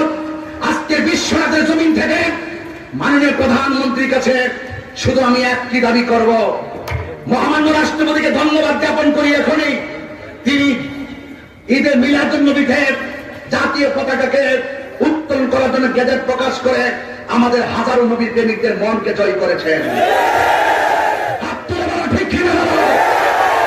ঠিক, আমি আর একটি দাবি করতে চাই, সম্মানিত বিশ্বনাথবাসী, সিলেটবাসী, আমি আর একটি কথা বলতে চাই। শুনুন, মাননীয় প্রধানমন্ত্রীর কাছে আমাদের চেয়ারম্যান সাহেব বসা আছেন, স্থানীয় প্রতিনিধির মাধ্যমে আমি শুধু একটি কথাই বলবো, এই দেশে মাদকের বিরুদ্ধে আইন আছে, এই দেশে নানা নির্যাতনের বিরুদ্ধে আইন আছে, এই দেশে খুন করলে আইন আছে, কিন্তু আরেকটি আইন আপনি পাস করুন।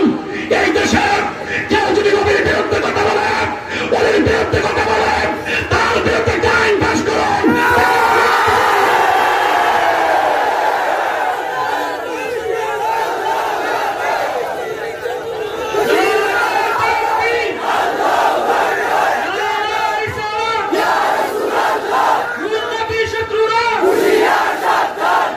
ঠিক কিনা বলেন?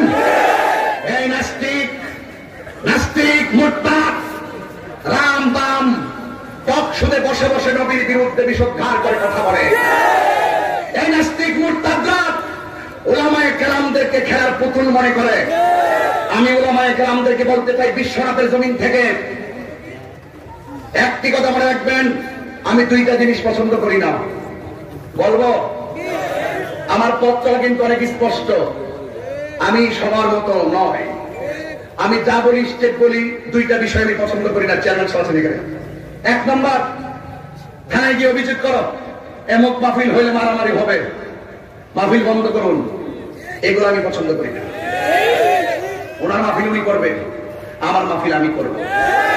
আমরা নিজেরা গিয়ে প্রশাসনের অনেকে দোষ দেয়, পুলিশ প্রশাসন বন্ধ করছে, মিথ্যা কথা। ওসি সাহেব নিষেধ করছে, মিথ্যা কথা। এসপি সাহেব নিষেধ করছে, মিথ্যা কথা। এক ধরনের মানুষ তাদের কাছে গিয়ে ভুল তথ্য দিয়ে সমাজের এমন একটা অরাজকতা ভাব সৃষ্টি করে। প্রশাসন হলো, তারা তো দেখে না, অন্ধ। প্রশাসন তো সেখান থেকে আইডিয়া করতে পারে না গ্রামের মানুষ কখন কি ঘটনা ঘটায়। আইন শৃঙ্খলা বাহিনী আমাদের কখনো শত্রু ছিল না।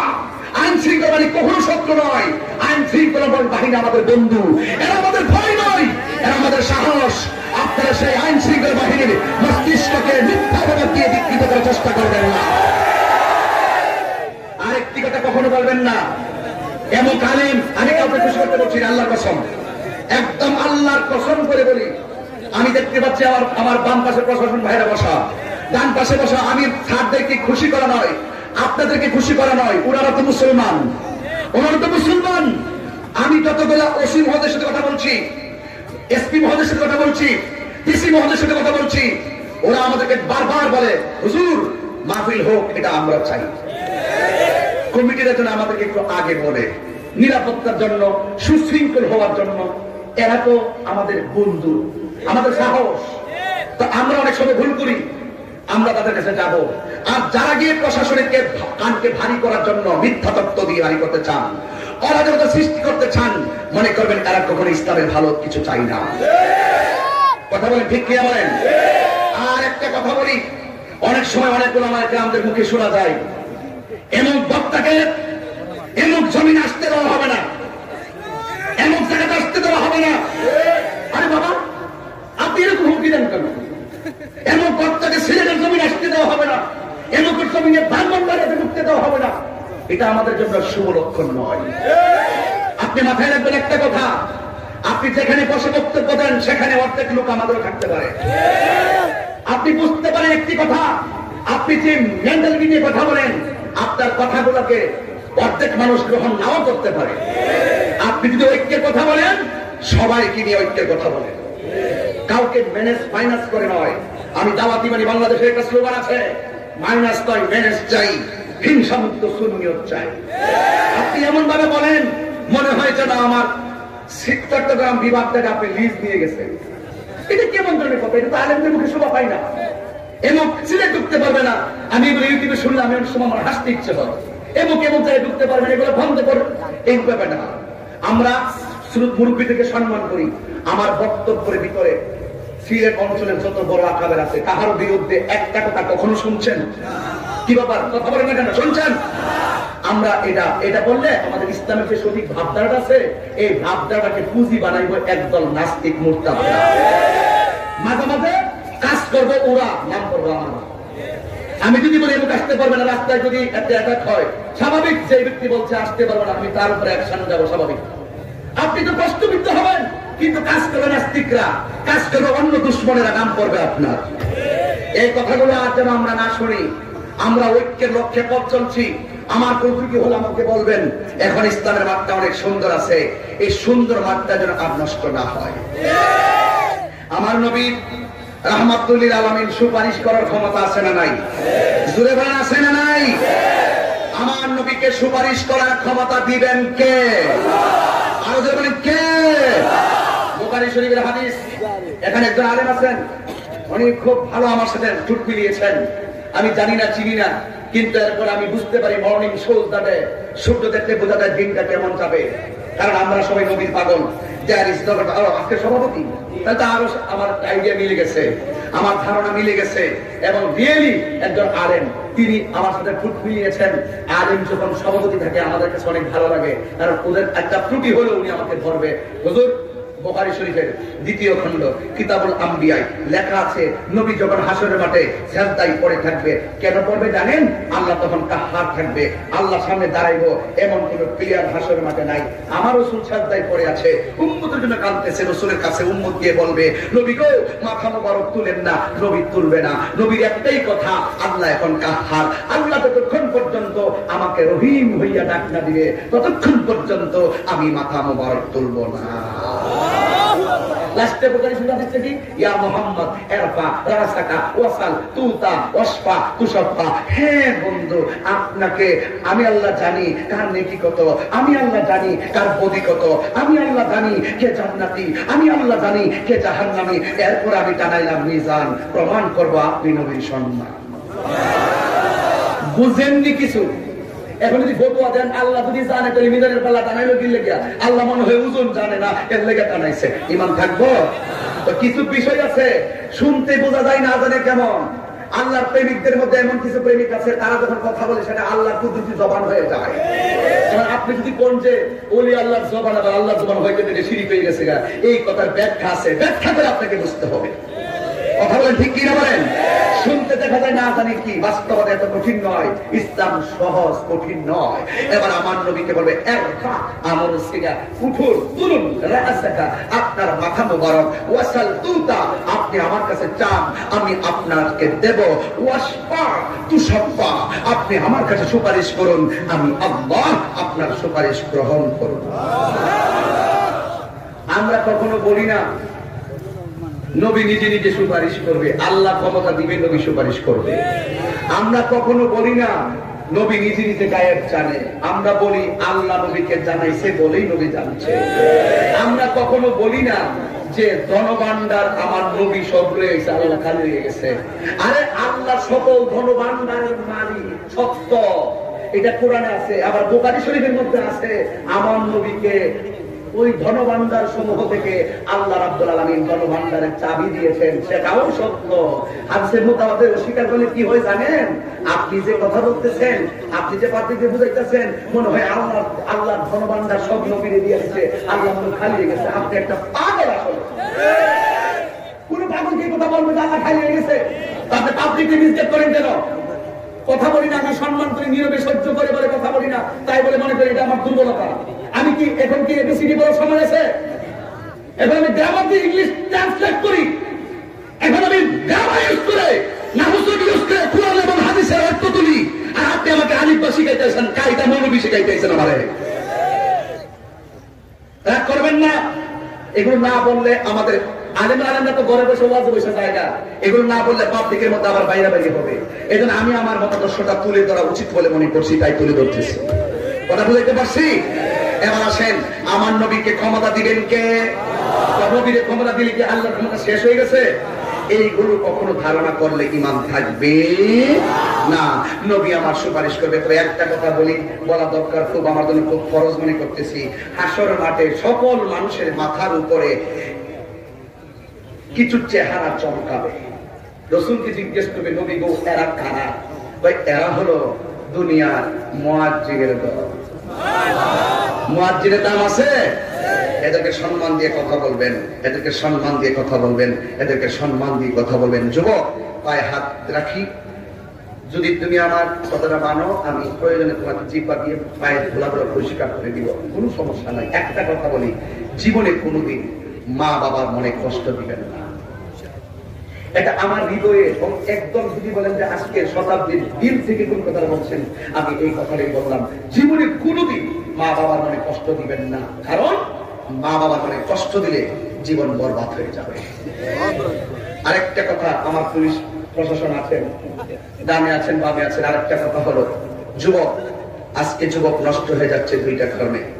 এক নম্বর কারণ বন্ধুর কারণে, দুই নম্বর নেশার কারণে।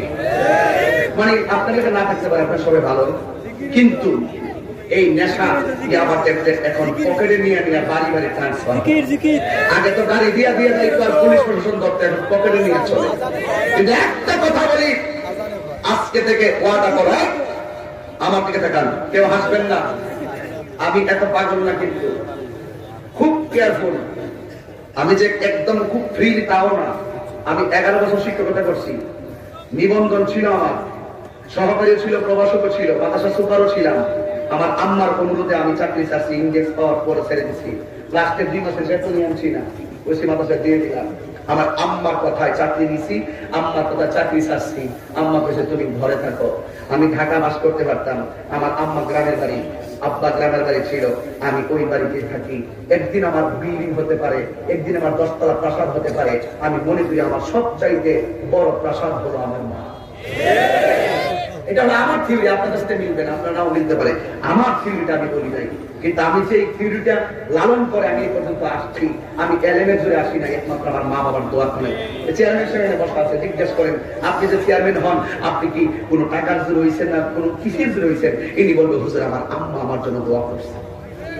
এই যে একটা বাস্তব কথা, এটি সঠিক। কোন সন্তান এক্সট্রা কিছু হতে পারে না মা বাবার একটা অমূল্য দোয়া ছাড়া। কথা বলেন, ঠিক কিনা বলেন? এই জন্য আমি আমার আব্বাকে হারাইছি, আমি খুব ব্যথা পাচ্ছি। কারণ আজকে দেখেন এমন একটা রাত, আজকে 28 তারিখ না ভাই, আজকে 12টা 1 মিনিটে কয় তারিখ হবে? আমার কিন্তু মার্চের 1 তারিখে আমি দুনিয়ায় এসেছিলাম। আমার কিন্তু জন্মের প্রথম দিন ছিল এই তারিখটা, এই মার্চের 1 তারিখে ছিল। দেখেন মার্চ মাসটাতে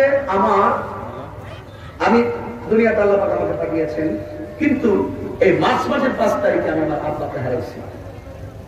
মানে আমার লাইফটারে আমি যে মহব্বত করছি, যে এখানে আমি মার্চের 1 তারিখে আমার মনে যে ইমেজ, সেই ইমেজটাও বাবার মহব্বতের কাছে আল্লাহ পাক দেখেন কিভাবে অ্যাডজাস্ট করে। মানে আমার হিসাবটা মিলাইতেছি, আমি আমার বাবাকে আমি এত ভালোবাসতাম।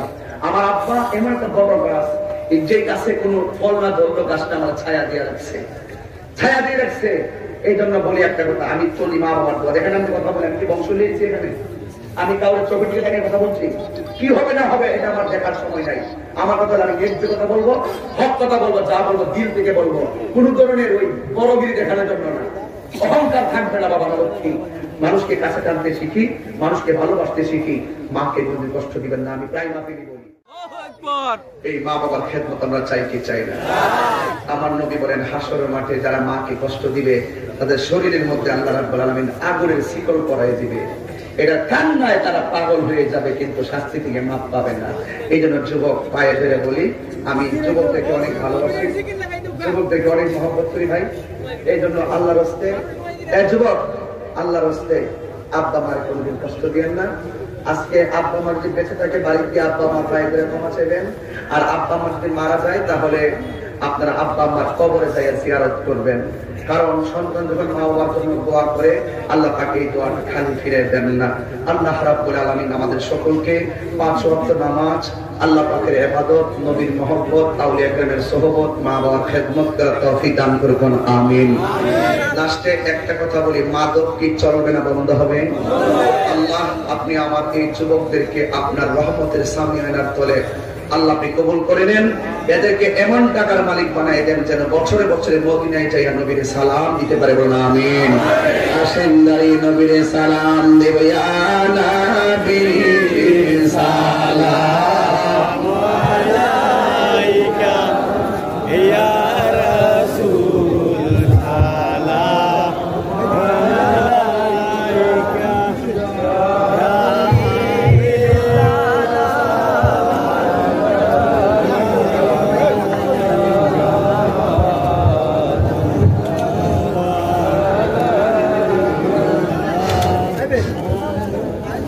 দরদি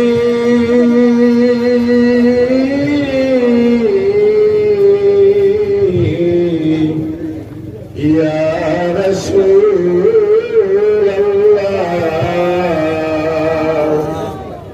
ও ইয়া হাবিবাল্লাহ,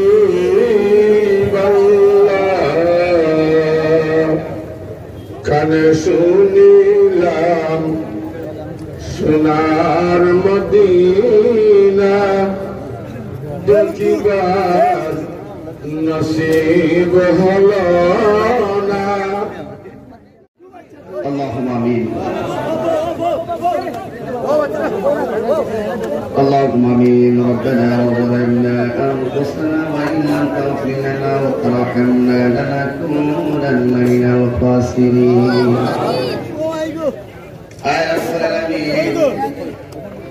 সিলেট বিশ্বনাথ পুরাতন হাট্টা বাজার হাজারো হাজারো মানুষ মাগরিবের নামাজের পর থেকে পাগলের মতন কোরআন সুন্নাহর বয়ান শুনুন। আল্লাহ আপনি আমাদের সবার জীবনের গুনাহগুলো মাফ করে দেন। যারা টাকা দিয়ে পয়সা দিয়ে জ্ঞান দিয়ে বুদ্ধি দিয়ে জান্নাতের বাগান সাজাইছে আল্লাহ মেহেরবানি করে সবার দানগুলো নাজাতের ওসিলা বানায়া দাও। জানি না কার জানে আম্মা না কার জানে আব্বা না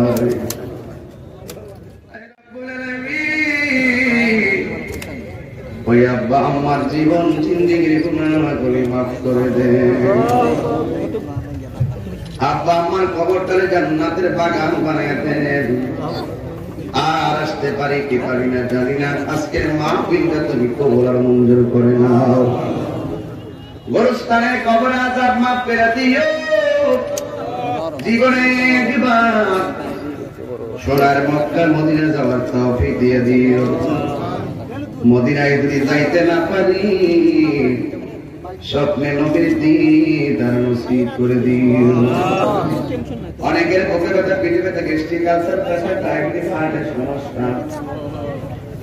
আলহাজ মাওলানা আবুল কালাম সভাপতি মধ্যে অসুস্থ ছিলেন। আল্লাহ মাহমুদ রাব্বুল আলামিন আল্লাহ আমাদের সকল অসুস্থ রোগীদেরকে বিমারীদেরকে আপনি শিফা নসিব করে দেন। আল্লাহ রাস্তাঘাটের অ্যাক্সিডেন্ট থেকে বাইর না, যেদিন মরণ দিবা রমজান মাসে মরণ দিন। এলাকার স্থানীয় প্রতিনিধি এবং প্রশাসন সহকারে যারা খেদমত করেছেন সবার হাজিরাকে তুমি কবুল আর মঞ্জুর করে নাও। পর্দা নসীর আমার মা বোনরা হাত বাড়াইয়া দিল। আমার মা বোনদেরকে আপনি আবেগা সালেহা বানিয়ে দেন। আল্লাহ আমার মা বোনদেরকে আপনি মাফ করে দেন। আমার মা বোনদেরকে আপনি মাফ করে দেন। তাদের ছেলে আছে মেয়ে নাই, মেয়ে আছে ছেলে নাই, সন্তান দিয়া মুখে হাসি ফুটাইয়া দাও। আল্লাহ আমার ডানে বামে অনেক মুরব্বী আছে, মুরব্বীদের শরীরটা তুমি সুস্থ করে দাও যেন দাঁড়াইয়া দাঁড়াইয়া তোমার ইবাদত করতে পারি। অনাথ যুবক ছেলেরা মা বাবার কষ্ট দিয়ে আসামি হয়ে গেছে, আল্লাহ যুবকদেরকে আপনি মাফ করে দিন। আজকে থেকে এদের দিলটারে মা বাবার দিকে মহব্বতের পয়দা করে দেন। মদিনা যাইতে পারলাম না, মদিনা দেখিতে পারলাম না। আমি অসহায় তাই এত দূরে রই, আমি অসহায় তাই এত দূরে রই, শুধু সালাম জানাই মদিনা যাইতে পারলাম না, মদিনা দেখিতে পারলাম না। আল্লাহ এই মাহফিলটারে আপনি কবুল মঞ্জুর করে দিন। যারা নগদ 1 টাকা দিয়ে হলো দান করছে এদের গুনাহ মাফ করে দেন। আল্লাহ মেহেরবানি করে আপনি আমাদের সবার মুর্দা কলব করে জিন্দা বানিয়ে দেন। আল্লাহ মেহেরবানি করে মোহাম্মদ রুহুল আমিন অনেক কষ্ট করছে, তার ছেলেগুলা অনেক বারবার আমার বাড়িতে গেছে। আল্লাহ এদেরকে আপনি হুসাইনি সৈনি করে দেন। ওয়া সাল্লাল্লাহু তাআলা হাবিবিল কারীম। আল্লাহ মেহেরবানি করে আপনার সংগঠনের সাধারণ সম্পাদক বুরহানুদ্দিন সরকার, আল্লাহ কমিটির অনেক সদস্য আছে, ইমাম হুসাইন রাদিয়াল্লাহু তাআলা ইসলামের সুন্নি যুবক সংগঠনকে আপনি কবুল করে নেন। আল্লাহ আমাদের জীবনের গুনাহগুলো মাফ করে দেন। আমি যতক্ষণ কথা বলছি আল্লাহ আপনি কবুল করে নেন। মা কন্যা অসুস্থ, আল্লাহ দুনিয়ার ডাক্তার কবিরাজ বুঝিনা মেহেরবানি করে তুমি কয়ান লইছিলেন ভালো করে দেন। এমন অনেক অসুস্থ, দোয়া চাইতে যত নাম ধরে বলবো কত আল্লাহ মেহেরবানি করে তুমি সেবা নসিব করে দাও। এই করোনার মহামারী থেকে আমাদের দেশ বিদেশ সবাই ইবাদত করো। আমরা গুনাহ করছি তাই বলে তুমি বেজার হয়ে গেছো। আমরা তওবা করছি আর গুনাহ করতাম না। তুমি আমাদের মধ্য দিয়ে করোনার মহামারী তুলে নাও। শিক্ষা প্রতিষ্ঠান বন্ধ, ছাত্রগুলোর ব্রেন তুমি বাড়াইয়া দিও ওয়াসাল্লাল্লাহু তাআলা হাবিবিল কারীম ওয়া আলা আলিহি ওয়া আসহাবিহি আজমাইন آمين من كلمة طيبة لا إله إلا الله محمد رسول الله